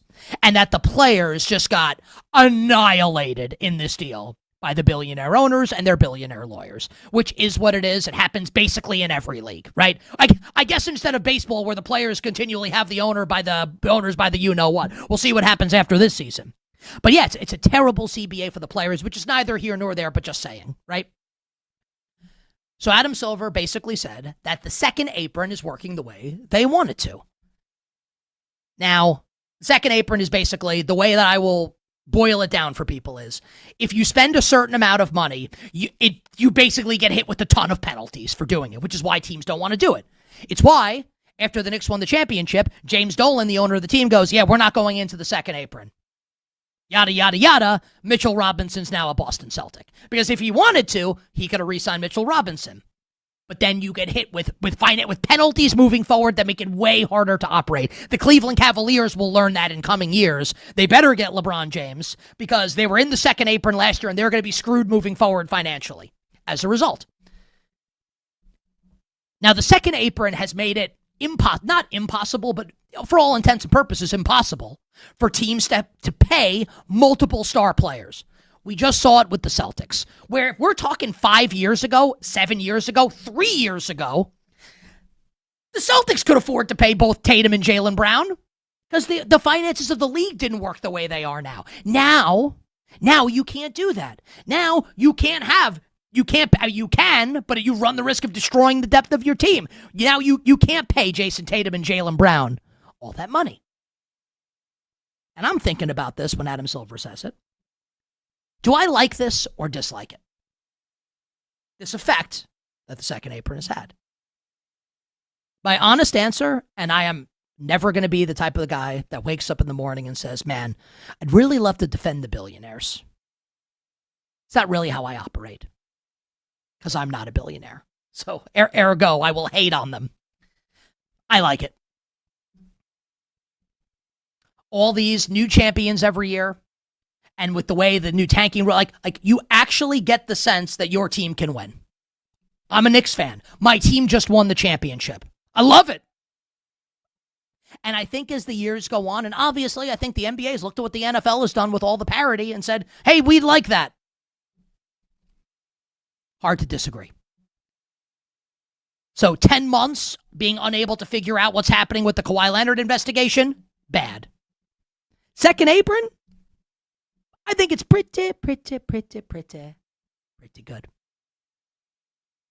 Speaking of pretty good, I believe England will be pretty good today in the semifinal against Argentina.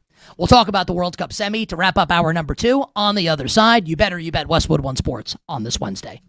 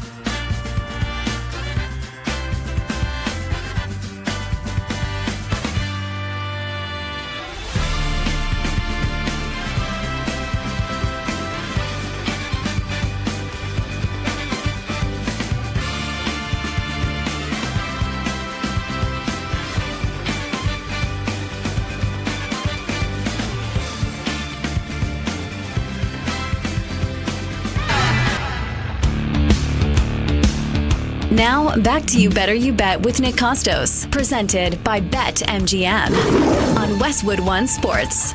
This is Muse. This is Muse, right? I'm enjoying the musical selections here. Back in the day, in another lifetime, when I used to produce radio and run the board on radio at Sirius XM, I created, honestly, it probably wasn't really that good, but at the time, I felt like it was the greatest piece of production ever. I created an NCAA tournament, like hype piece of audio before the tournament started, with Muse's Madness. For people, do people know that song? Like, is it pop? I think it's pretty popular, right? Mad, great song.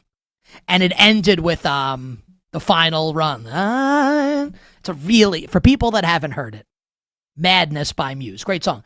Laura says she'll need the audio. Laura, this was in like 2013. This audio could be at the bottom of the Pacific Ocean for all we know. No one's ever... I promise it wasn't that good. It's like after the Giants beat the Packers, this is the last vanity part of this, and then we'll talk some soccer. When the Giants beat the Packers in the 2007 NFC Championship game, right, in the overtime at Lambeau, Tom Coughlin's freezing face, the Patriots also won the AFC Championship game that day, beat the Chargers 21-12. Chargers covered the 9.5-point spread. Just saying. And the next day I'm producing on NFL radio and had the open of the show was Billy Joel's New York State of Mind with highlights from the NFC Championship game, which trailed out with Bob Papa. I have like goosebumps right now because I'm a nerd, right? Giants are going to the Super Bowl as Billy Joel comes in and says, "I'm taking a Greyhound," the end of the song. And I think it might be the greatest piece of radio production ever. But chances are, if 43-year-old Nick Kostos had that played for him, I'd probably think 20 whatever-year-old I was, Nick Kostos, was an absolute slappy jabroni. Just saying. What is our BetMGM read here? Here, I got it. It is time for the world's top stars to go head-to-head on the pitch. Grab today's Odds Boost token, join the excitement, and make your World's Game moment. Activate your token for any World's Game bet, and you'll receive a bigger payout if your bet wins. Download the BetMGM app today, and as always, please gamble responsibly. So I have the England-Argentina markets up right now, courtesy of our friends at BetMGM. England to qualify for the final. So this includes extra time and includes potential penalties. England minus 125, Argentina plus 100. If you think the match ends in 90 minutes, England is plus 155, Argentina plus 200, and the draw, and that doesn't mean going to penalties. The draw means tie after 90 minutes is about plus 190. So England is the small favorite in this game against Argentina. And I know Argentina's got Messi, and he's the best, and I get it. And I'm not even saying that tongue-in-cheek. He's the best. He is. And Argentina are the holders, a.k.a. the soccer term for the reigning champions, won in 2022.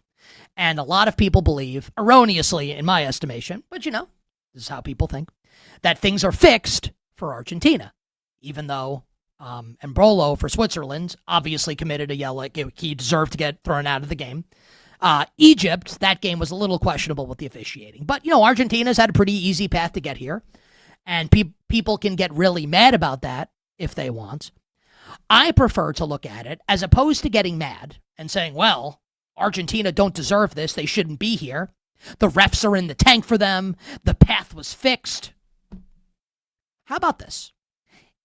And please gamble responsibly. I am not saying put an irresponsible bet on England if you like them. I am not insinuating that. I bet responsibly. So I have a nice size bet on England. If it loses, I sleep tonight and I can look at my daughter in the eye and know that I'm not costing anyone anything. But I did bet it, right? So if you think that Argentina are lucky to be here, and if you think that the refs have kind of ushered them here, bet England.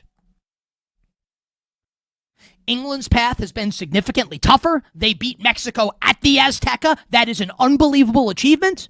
They beat Erling Haaland and Norway in the quarterfinals. I just think, even if I'm going to acknowledge that Messi is the best player, he is, right?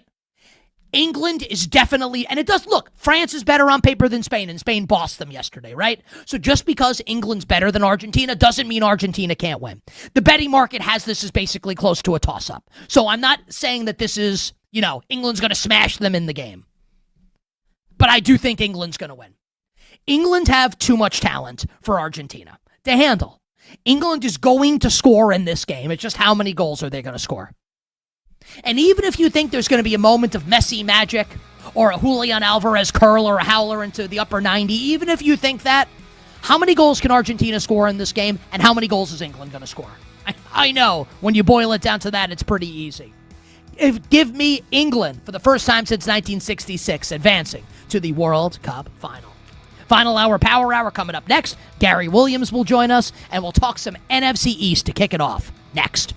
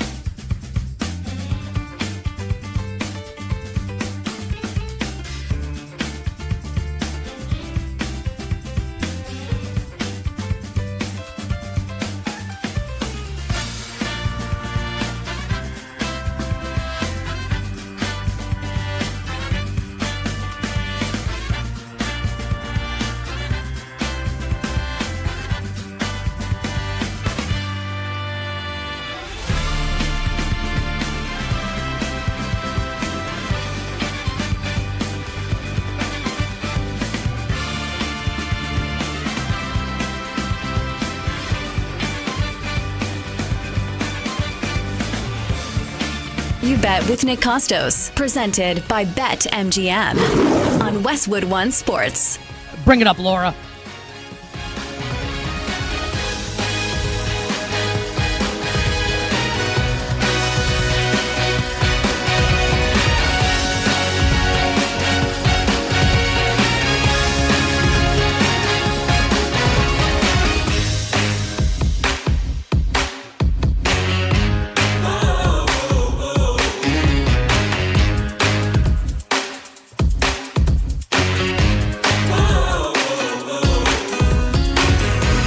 Final hour.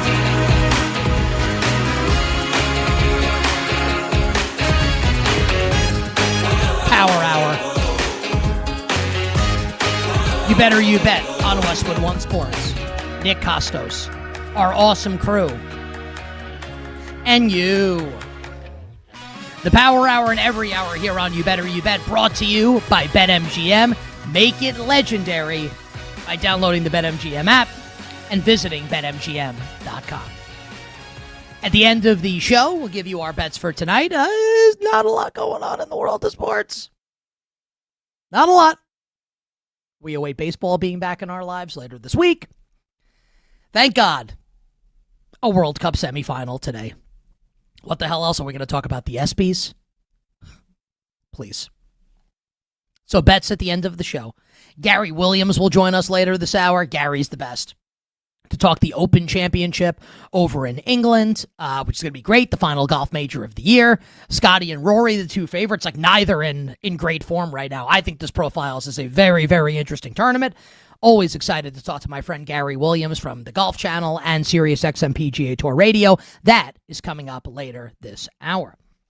And we'll talk about Jeremy Fowler's top 10 wide receiver list. And as Danny Parkins and I mentioned earlier in the show, Jeremy Fowler is the MVP of sports media this week. Because there ain't much going on. And obviously, ESPN does this purposefully, and like I would do this if I were them.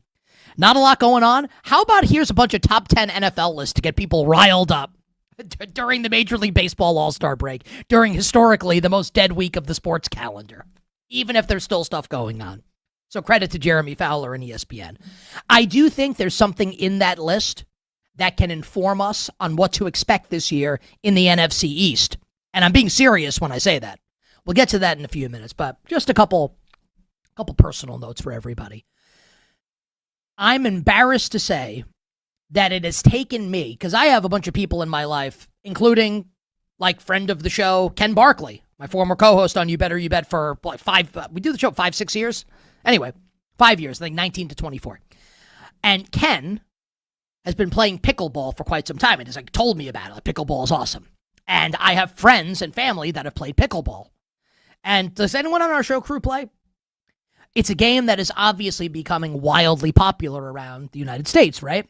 To the point that where my wife and I used to live on Staten Island, there used to be tennis courts, like around the block from us, as part of like a development that was like, or like a whatever, development's the wrong word, but whatever, like a squared away, whatever, fancy schmancy deal, whatever. They had tennis courts. They have converted the tennis courts into pickleball courts. Now, I played tennis when I was younger. Like, this is not like an anti-tennis commentary at all. I think tennis is awesome. But I've kind of watched this from the periphery, at least, right? Without playing, people really enjoying pickleball. But I never really had like a strong desire to play. And Dan Turner's writing in our chat. He plays it. He's playing it in high school. Like, I don't claim to know the history of this at all. But what I do know is I have started playing. And summer is a great time to do it, right? Not just because of the weather, but because there's, in my industry, this is kind of like the time where, you see a lot of people, like in my position, taking time off because everyone works their ass off during, like, to the bone during football season, then for the NCAA tournament, then for the NFL draft, and for the NBA and NHL playoffs. And I'm not complaining at all. I'm just saying this is how it goes. So this is the time for us to do stuff. So I've started playing, and I love it. Love it. And what I would say to people is, no one has given me a sense to like, hey, go out there and promote pickleball. What I'll say to people is, what I think is really cool about it is there are a lot of older people that play. This is not a game where you have to be young or in like tremendous shape or be like a great athlete to be good at. Now, I just started playing, so like I'm not really that good yet, but I'm in pretty good shape. I wouldn't say I'm like a world-class athlete, but I'm a decent athlete. So like if it were tennis, I would run these old whatever, I would like to use a curse word. I'd run these old heads off the court if it were tennis. But in pickleball, it's a little different when you play doubles. So you have, and I think this is really cool. You have like a 65-year-old that you play with who might be like in better cardio shape than you. It's an awesome workout, and it's a really fun game. So I've really enjoyed it. And the thing that it has really laid bare for me, and I'm curious if anyone out there in the audience will commiserate and empathize with what I'm about to say. Look, I'm 43 years old, right? And I do get a thrill, a big thrill. It might be my favorite thing. I love, even if we on this show are not like direct, like, you know, I always say there's enough money out there for all of us to make money, right? But I want this show to be the best. And I think, you know, I think we're in a great position. And like, think about the way people are going to talk about the show. Think about the guests that we're going to have on during this football season. What we've already built here on Westwood One Sports. It's only going to get bigger. It's only going to get better. I love competing. And when I play pickleball, it makes me miss competing. It makes me miss, like when I was a kid playing soccer, or playing basketball, or playing tennis, or playing pickup basketball with my friends. And I'm not talking, this isn't like competing like this is the semifinal of the World Cup. Like I'm playing at a public court in Staten Island, New York, with me and my wife's uncle and like two old people that, and I don't say that dismissively, just to really paint the picture. But we're playing pickleball and like the game is really good and it's hot out and I'm sweating and I really, really want to win. And I miss that feeling.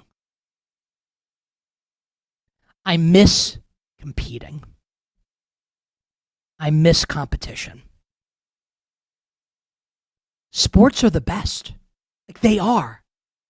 And I had this moment last night, sincerely, where I was, because my wife is away, right? She gets back today.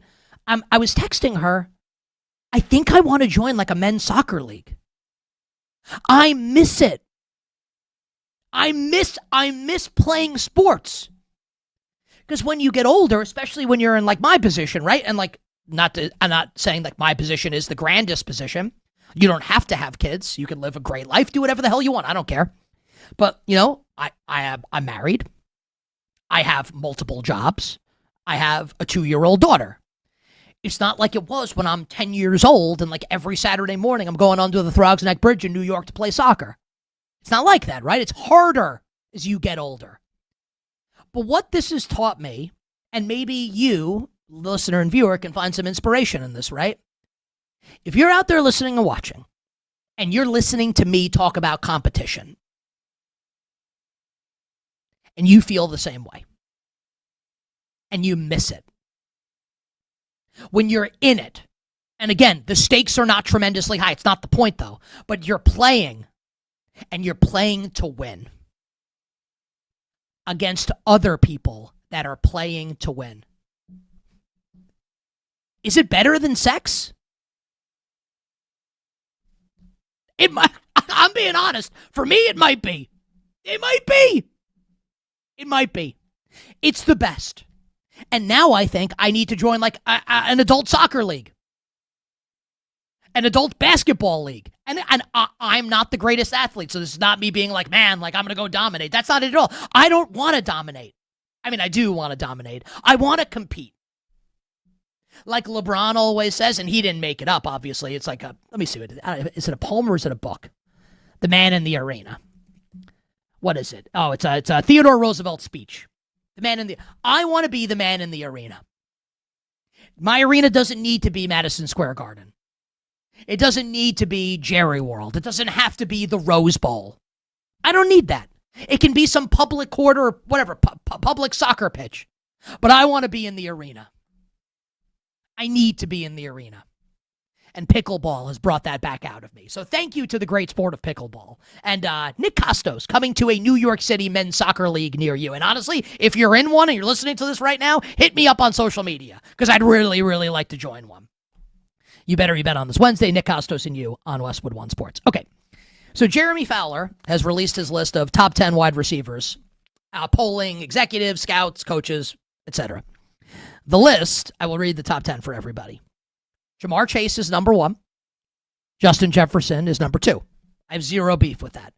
JSN is 3. Puka Nacua is 4. Like, those are the clear top 4 receivers in whatever order you want to put them in. I don't disagree with this order. And, like, if Puka Nacua were not completely off the reservation, you could say maybe he should be higher. But I think this is fair. Chase and Jefferson with the year's body of work. JSN with one of the great receiver seasons of all time. At 3, Puka off the reservation a little bit, but is great on the field. Puka at 4.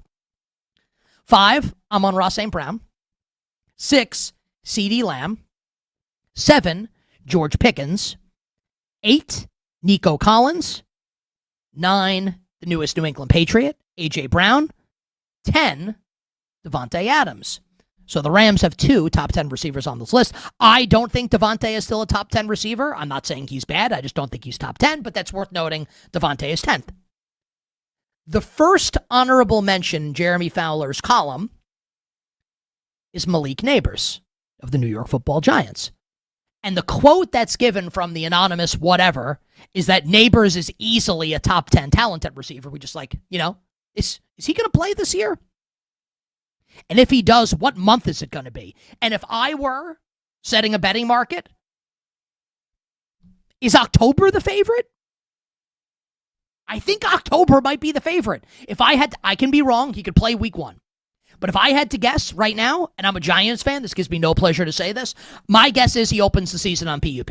And he misses at least the first 4 games of the year. That's my guess. I could be wrong. I hope I'm wrong. So Nabers is on the outside looking in. I don't think people really understand if Malik Nabers misses a significant amount, and he tore his ACL in week 4 last year. So this is above and this was not your typical run-of-the-mill average ACL tear. It's way worse than that for Nabers. Cleanup procedures, etc. Seen in a walking boot, not great. Anyway, I don't think people understand. I'm going to choose this word carefully. How cataclysmic it will be for the New York Football Giants offense if Malik Nabers is hampered or doesn't play for a significant portion of this year. They have no passing game. Here's Darius Slayton and Darnell Mooney and Calvin Austin and Juju Smith-Schuster and the corpse of Odell Beckham. Give me a break. And I like Isaiah Likely. Isaiah Likely is not Tony Gonzalez, Travis Kelce, or Rob Gronkowski. He's not. And the offensive coordinator is not exactly Ben Johnson. Here's Matt Nagy calling the offense. Do you realize how poorly this is going to go for the Giants and for Jackson Dart? If Nabers doesn't play the first 4 games of the year, if Nabers is hampered the entire year, they have no passing game. And there are a lot of people optimistic in the Giants this year. And I do think, and I said this yesterday, that there is a bull case to be made on the Giants. And the case is, threefold. 1, it's really twofold. You can make a case it's threefold. 1, John Harbaugh instills a level of competency that has not been seen for a long time. That's their bet. 2, Jackson Dart takes the leap, capital T, capital L. Can definitely happen. Could also not happen, but it could. And 3, Malik Nabers is good to go, and the Dart to Nabers connection becomes the linchpin of this Giants offense. You take Nabers out of the equation. It hurts Dart. It hurts the entire team. And I kind of believe right now, and it's only July 15th, so there's a lot of time for this to get sorted out.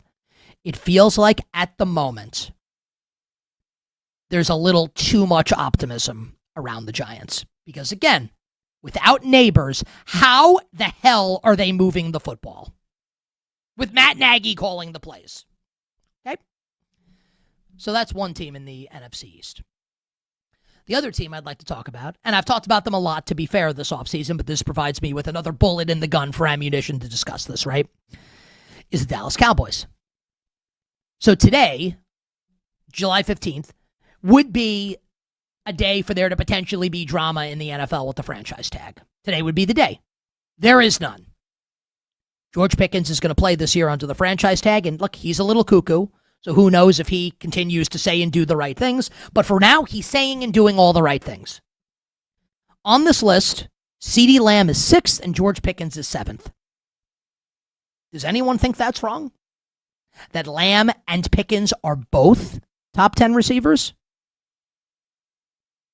With the top 10 quarterback in Dak Prescott, a top tier offensive line, top 10 offensive line in the NFL, and a defense that I think will be much improved this year. Not just because of the talent additions, whether we're talking in the draft with Caleb Downs and Malachi Lawrence, whether we're talking Rashawn Gary, whether we're talking a full offseason with Quentin Williams and an offseason here with Kenny Clark in a new defensive scheme and Kobe Durant.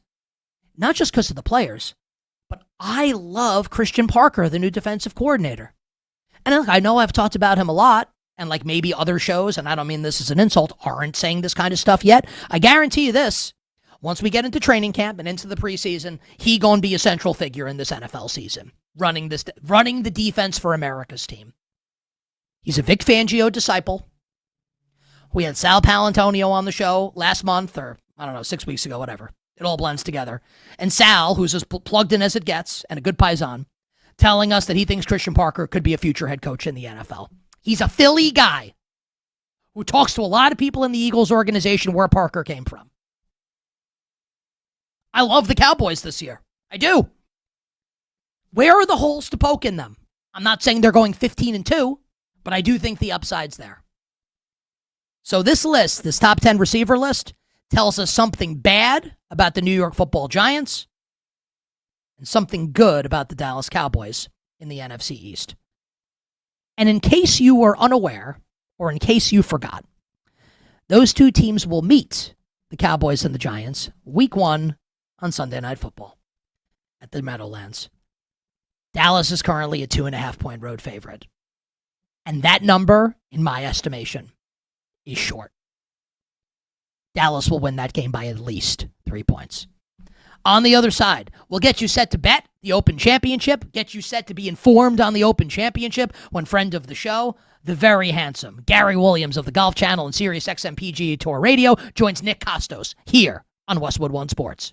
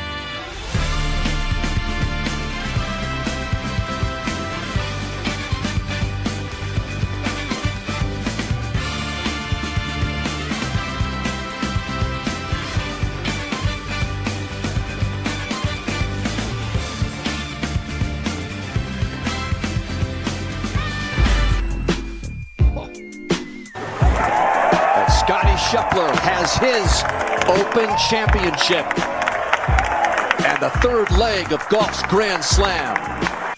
Now, back to You Better You Bet with Nick Kostos, presented by BetMGM on Westwood One Sports. I'm trying to confirm the rumor that after Scotty won at Royal Portrush last year, won the Open Championship, that he said to the crowd there in Ireland, "I love it when you call me Big Papa." I'm not sure if he did or not. We're working to confirm this. And he added, of course, throw your hands in the air if you're a real player. This segment on You Better You Bet, sponsored by Progressive Commercial Insurance, protecting your business vehicles 24/7. See if you can save at progressivecommercial.com. Speaking of true players and real players, joining us now on the show to talk about this year's Open Championship. I mean, get him on the screen, Mike. The hair looks, how do you do this, man? For people that are not watching the show, you're missing out. How do you get your hair to look like this? It's perfectly coiffed. You got like one strand like drooping down over your forehead. You look great.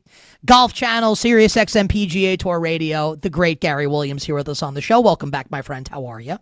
Nick, always good to be with you. Remember the scene in Seinfeld when George had one of his neurotic episodes, which happened in every episode? Right. And Jerry said to him, You don't need one person. You need a team of people working with you around the clock, studying you, watching you. I have a team of people. Oh, man, what a flex that is. Is Peter Millar one of those people or no? Yes, of course, as I told you, Peter is a fictional character, not a real person. What is, just before we get to the golf, what is your favorite neurotic George Costanza episode in Seinfeld? I have a very specific answer for you after you give yours. Oh, reverse everything. When he walks up to Victoria and he says, "Hi, my name is George. I'm unemployed. I live with my parents." And she says, "Hi, I'm Victoria." And then in the movie theater, when he's like, "If you don't sit down and shut up, we'll take it outside. If you think I'm kidding, just try me." Because I would love it. The genius of that, and of course, Elaine's life is spiraling as George is ascending. That to me is number one. And that's the line where she goes, "Oh my God, I've become George." That's that episode. The store with the Indian cigar store, the Indian figure, right? When George his parents are on vacation. I'll be quick with this. His parents are away, and he convinces this woman that it's his house, not his parents' house. And the woman runs into George's mom at the cigar store, and she says something about like, "Man, George, like your son does really well." And he goes, "No, George doesn't work. He's a bum." It's like, I don't know why that like one line slays me to an unbelievable degree. Anyway, let's talk some golf. I will give you my amateur analysis of the betting market here. So at our show sponsor, Gary, BetMGM, Scotty Scheffler is the favorite, as he usually is, plus 750. Rory McIlroy is the second choice at plus 900. Now, I am not insinuating that someone else should be the favorite ahead of those two, but am I wrong to think that this kind of profiles, at least before it starts, as a more wide, where you can actually really say, yes, they're the favorites, but maybe they actually shouldn't be with the form that they're in right now? You agree or disagree with that to start? No, it's a very interesting observation. Here's what I would say. I think it's more open at the top. But I don't think, because of the condition of the golf course, which is baked out, hard, fast, fiery, bumpy, that means that more players can win. What I think is that it should be leveled up. I think that Scotty and Rory should be no better than 9-1, and I think that there should be 2, 3, maybe 5 players very close at either 10 or 11. I think the top 12, put them in a bag, shake them up. That's what we are likely going to get. But I do not think that we are expanding the number of players who I think can win, because distance is never a factor at this major. Never has been. It's the least important metric when you look at, who can contend. And this week, look, these guys are going to be hitting 5 and 6 iron, Nick, off the tee to avoid fairway bunkers at yardages of 280 to 300 yards. That's how fast the golf course is playing, which means you've got to be a great ball striker. That narrows the field. I think more level at the top, but I would eliminate about 130 players. Is that, Gary, your favorite storyline entering this tournament, or does something else really tickle your fancy from a narrative perspective? I think there's a couple. Look, you cover everything, and the World Cup has been, I think it's been more than a novel thing in this country. But in England, come on, man, you just talked NFL offseason and coordinating positions, and guess what? They'll do that when it comes to the Premier League and when it comes to the World Cup. And if you take the 5 best English-born players, who are all among the very elite, who all have a bona fide chance to win, and if 1, 2, 4 of them are in the mix Sunday and England is playing for a World Cup, that country will tilt. It really will. It will be completely unhinged. That to me is the number one storyline. Oh, so what can you paint a scenario for us? Something where we could get this I don't even think it would be bad. I was gonna sports nirvana across the pond. What happens in order for that to happen? Yes, because for us, look, that the hockey, which I think has become a much more popular sport, it's not what soccer is in England. So imagine 1 or 2 of your favorite sportsmen trying to win the most significant achievement in their sport on the exact same day that your lifeblood is trying to win a World Cup. And I think what England has done, and I'm not a soccer guy, going to Mexico and winning, getting through the following match. And if they beat Spain after Tommy Fleetwood, Matt Fitzpatrick, Justin Rose, Tyrrell Hatton, if one of those guys wins the Claret Jug and then it leads right in to what will be the World Cup final, which immediately follows the final round because it'll be over at 2:30 Eastern time. That, my friend, is a cataclysmic Sunday for every Union Jack on planet Earth. I love that, man. I love that. So, I mean, I think the obvious follow-up here, even if I didn't plan to ask this question, I will. Do you think an Englishman, a Union Jack, will win? And I'll say this, man. People in America can love the Stanley Cup. The Claret Jug is the coolest name for a trophy in sports. Will an Englishman win the Claret Jug this year? Before I answer that, before I retired from drinking, I drank out of that cup on a couple of occasions. When Stanley or Claret Jug? Claret Jug. I have held the Stanley Cup with gloves on, white by the way, very soft. Gabardine, it might have been, was the material. I think an Englishman is going to win. I look forward to Tyler's analysis because I do think he's growing as somebody who genuinely has an affinity for golf. I think Matt Fitzpatrick is going to win. Did you, when you held the Stanley Cup, was the guy that I call ugly fat Wayne Gretzky with the blonde hair, was he next to you, the guy that always handles the Stanley Cup, or? Nick, this was at a time when you and I were both working at Sirius. This was in 2010. I have a picture with the cup. They let you hold it? They barely let me near it. Yeah, listen, you were a big, highfalutin, swinging host at the time. I'm just some curtain-jerking jabroni behind-the-scenes guy. They wouldn't even let me touch this trophy. They let you hold it? Let you pick it up? Yes, held it, indeed. Wow, but the Claret Jug, you're right. It's special. It's diminutive. It's small. It's austere. It's amazing. When you start to just twirl that thing around and look at the rings and look at the names. And oh, by the way, look at the years. Starting in 1860 with Willie Park. I'm telling you, man, it gets to you. Why do you think Matt Fitzpatrick will win the Open Championship? A couple reasons. One, he's an exceptional chipper of the golf ball, and everybody who contends. I'm not talking about guys who finish 40th are going to miss 20 greens, okay? So what does that mean? Every single day, you're going to have to figure out a way to scramble your way to making, really good pars to hold rounds together. He chips cross-handed, which is weird to look at. It's disorienting, but it's very effective. And the other thing about Matt in his evolution is that he started working a couple of years ago with a guy, Mark Blackburn, who is a phenomenal instructor. He's a great conversationalist as well. And he's gone from being an average iron player to among the 5 best on the PGA Tour. He's currently second in strokes gained approach, which is your iron play. These fairways there will be no divots. There'll be a puff of smoke, of dust that will come out of the ground. He's a great iron player. He's a great chipper. and he's got big chops.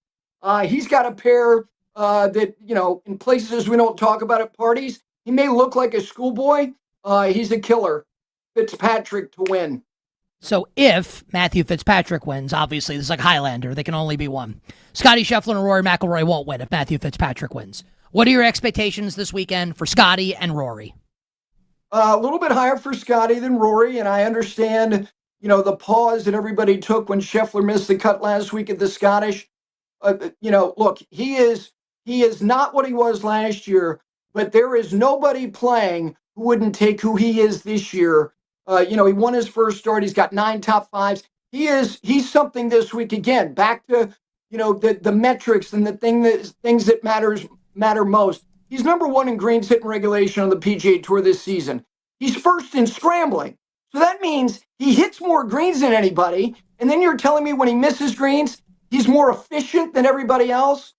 He's an alien. I think he's going to have a good week. I think the miscut was a good reset for him. I think Rory, because he's so good, will hang around. But I think Scheffler will have his hot breath on the back of Matt Fitzpatrick's neck late on Sunday. I think Rory will kind of meander around, and I would say he will finish in the top 10.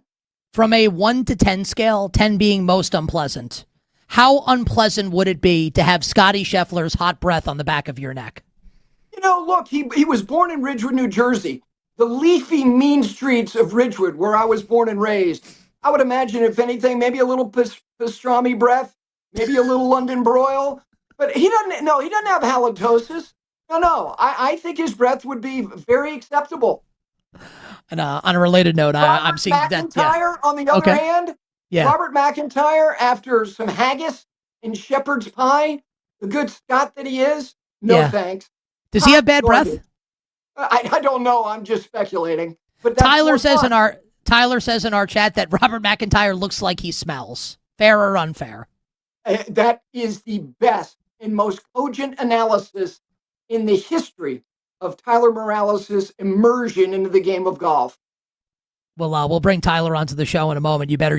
Nick Kostos and you, Gary Williams on the show. A couple more minutes with Gary Golf Channel and Sirius XM PGA Tour Radio.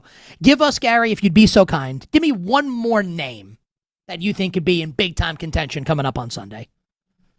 I'll give you a couple, and again, they're not off the pace when it comes to the odds. I think Colin Morikawa is going to be right there. Colin's built for this place. He's won the Open Championship before. He has kind of stealthily had a really good year. He dealt with a back injury that knocked him out of the Players. Played admirably at the Masters, finished tied for 7th.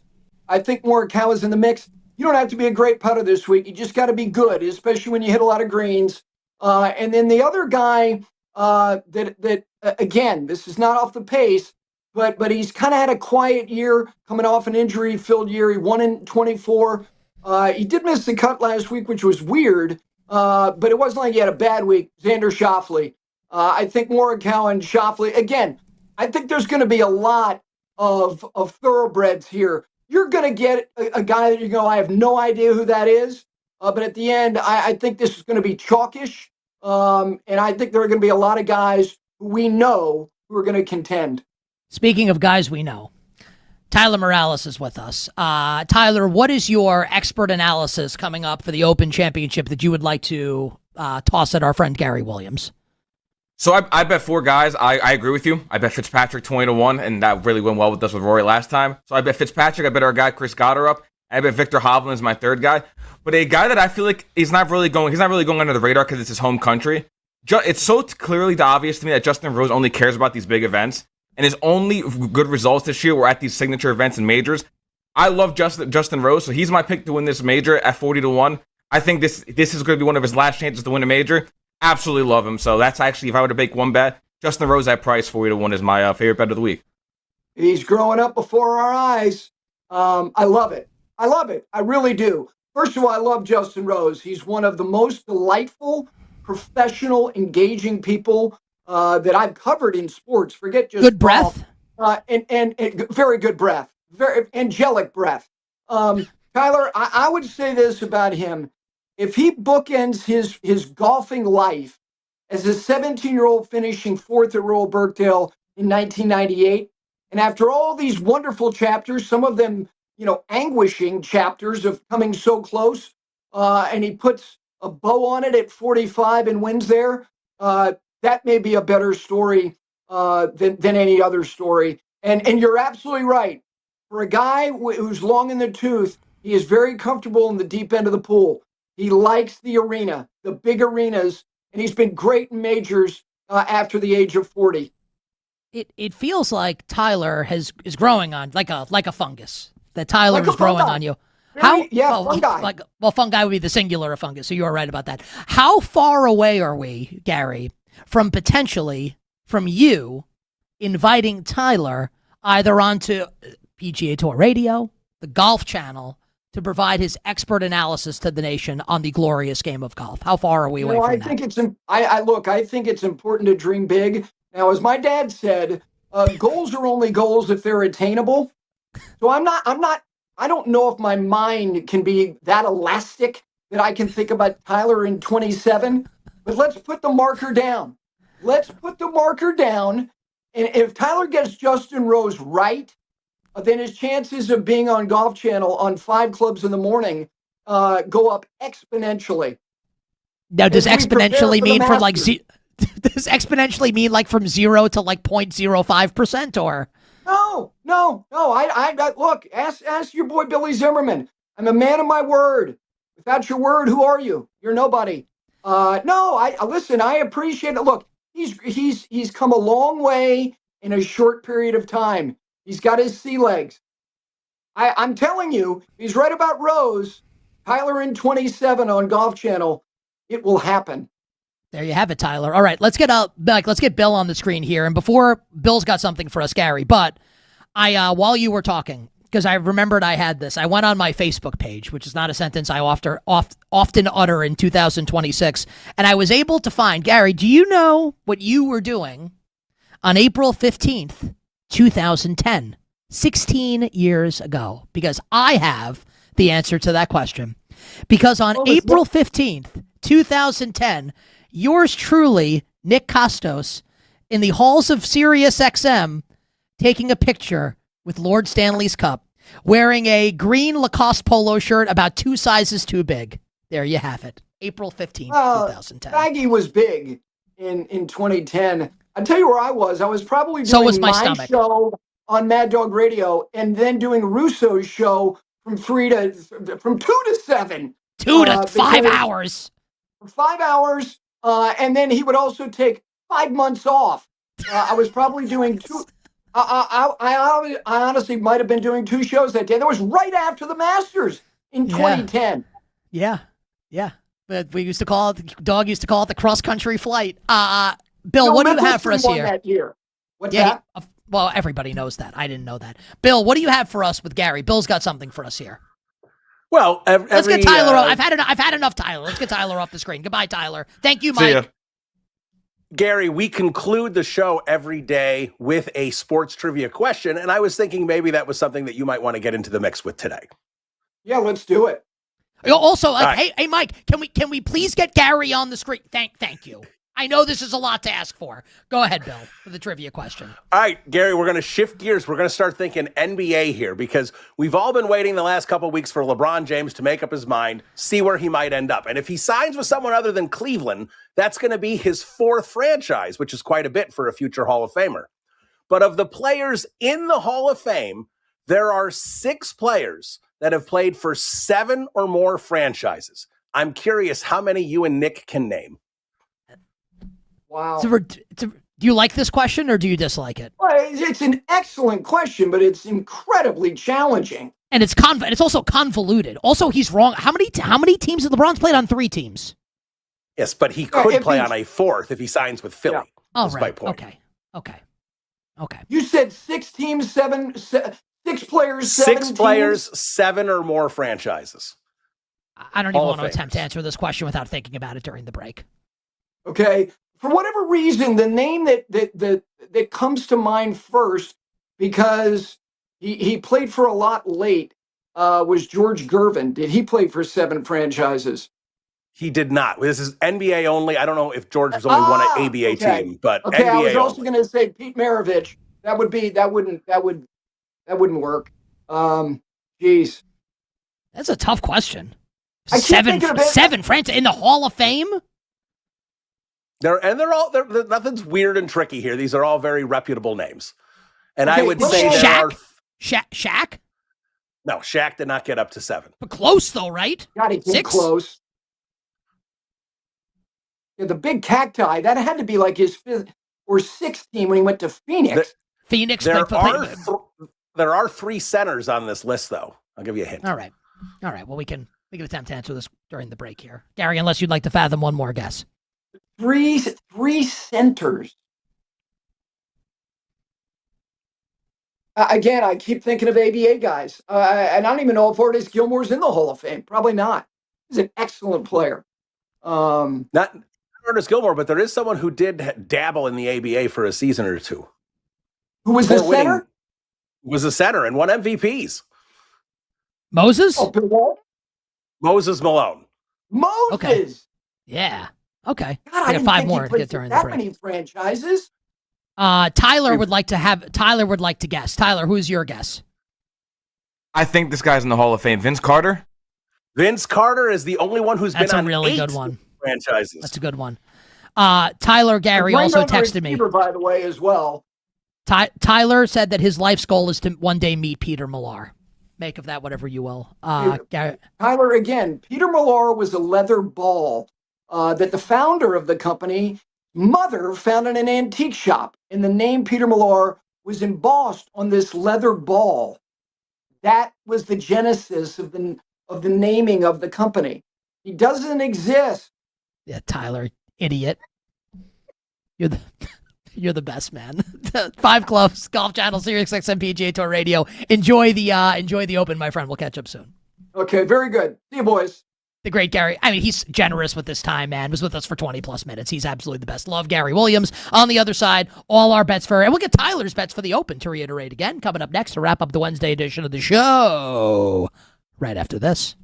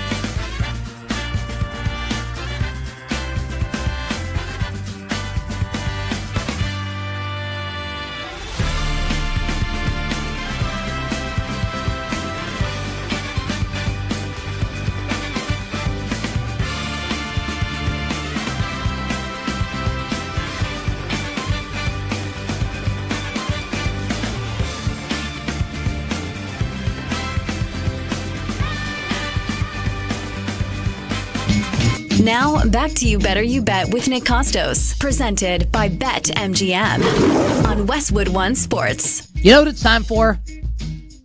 All of us to go home. Also time, though, for the world's top stars to go head-to-head on the pitch. Grab today's odds boost token at BetMGM, join the excitement, and make your World's Game moment. Activate your token for any World's Game bet, and you'll receive a bigger payout if your bet wins. Download the BetMGM app today, and please gamble responsibly. Bill Zimmerman, what was the answer to the trivia question? We answered it during the break, but just for the audience.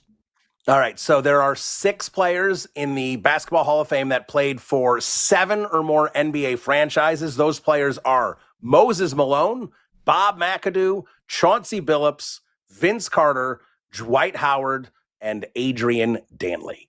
That's a great. It's a good job out of you, Billy. Thanks to Bill, thanks to Tyler, thanks to Kenny, thanks to Laura, thanks to Mike, and thanks to Dan. Thanks to our guests, the great Gary Williams. Thanks to Colin Wilson. Thank you to Danny Parkins. The show had no business being as good as it was. Being, it's SB Day in the world of sports. So great job by everybody, and I thought I did a decent job as well. Let's get to the bets. And Tyler, be ready to give your Open Championship bets as well. Laura, please drop the dope ass beat. Tyler, let's start. How will you be betting the Open Championship at Royal Portrush? Yeah, we have 4 outrights here. Matthew Fitzpatrick's probably the most popular bet in the history of sports. I like him. He'd be my pick to win right now, so I bet him at 20-1. I'll still take him at 16. I think he should be one higher than one of the favorites. I took Chris Goddard at 30-1, Victor Hovland at 28-1, and my guy Justin Rose, who Gary Williams also likes. So those are my 4 outright bets. It's been a rough golf season, but I think this is one we're going to be in the mix for. So those are my bets. If you had to call your shot, who wins?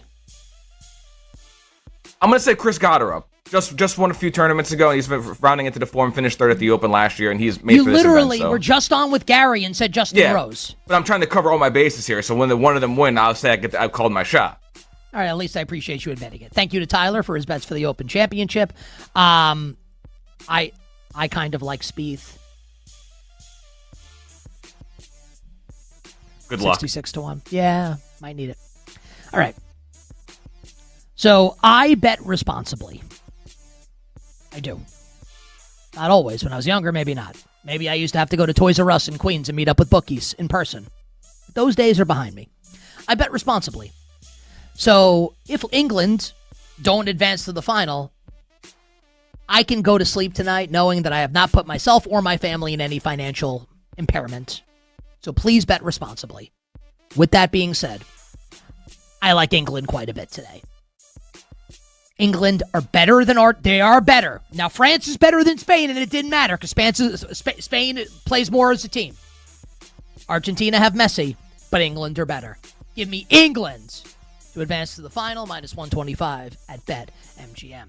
And that does it for the wonderful Sports Wednesday edition of You Better You Bet. I will catch all of you tomorrow on a tremendous Sports Thursday. Until then, I'm Nick Kostos wishing you minimal sweats, winning bets, and the absolute very This is West.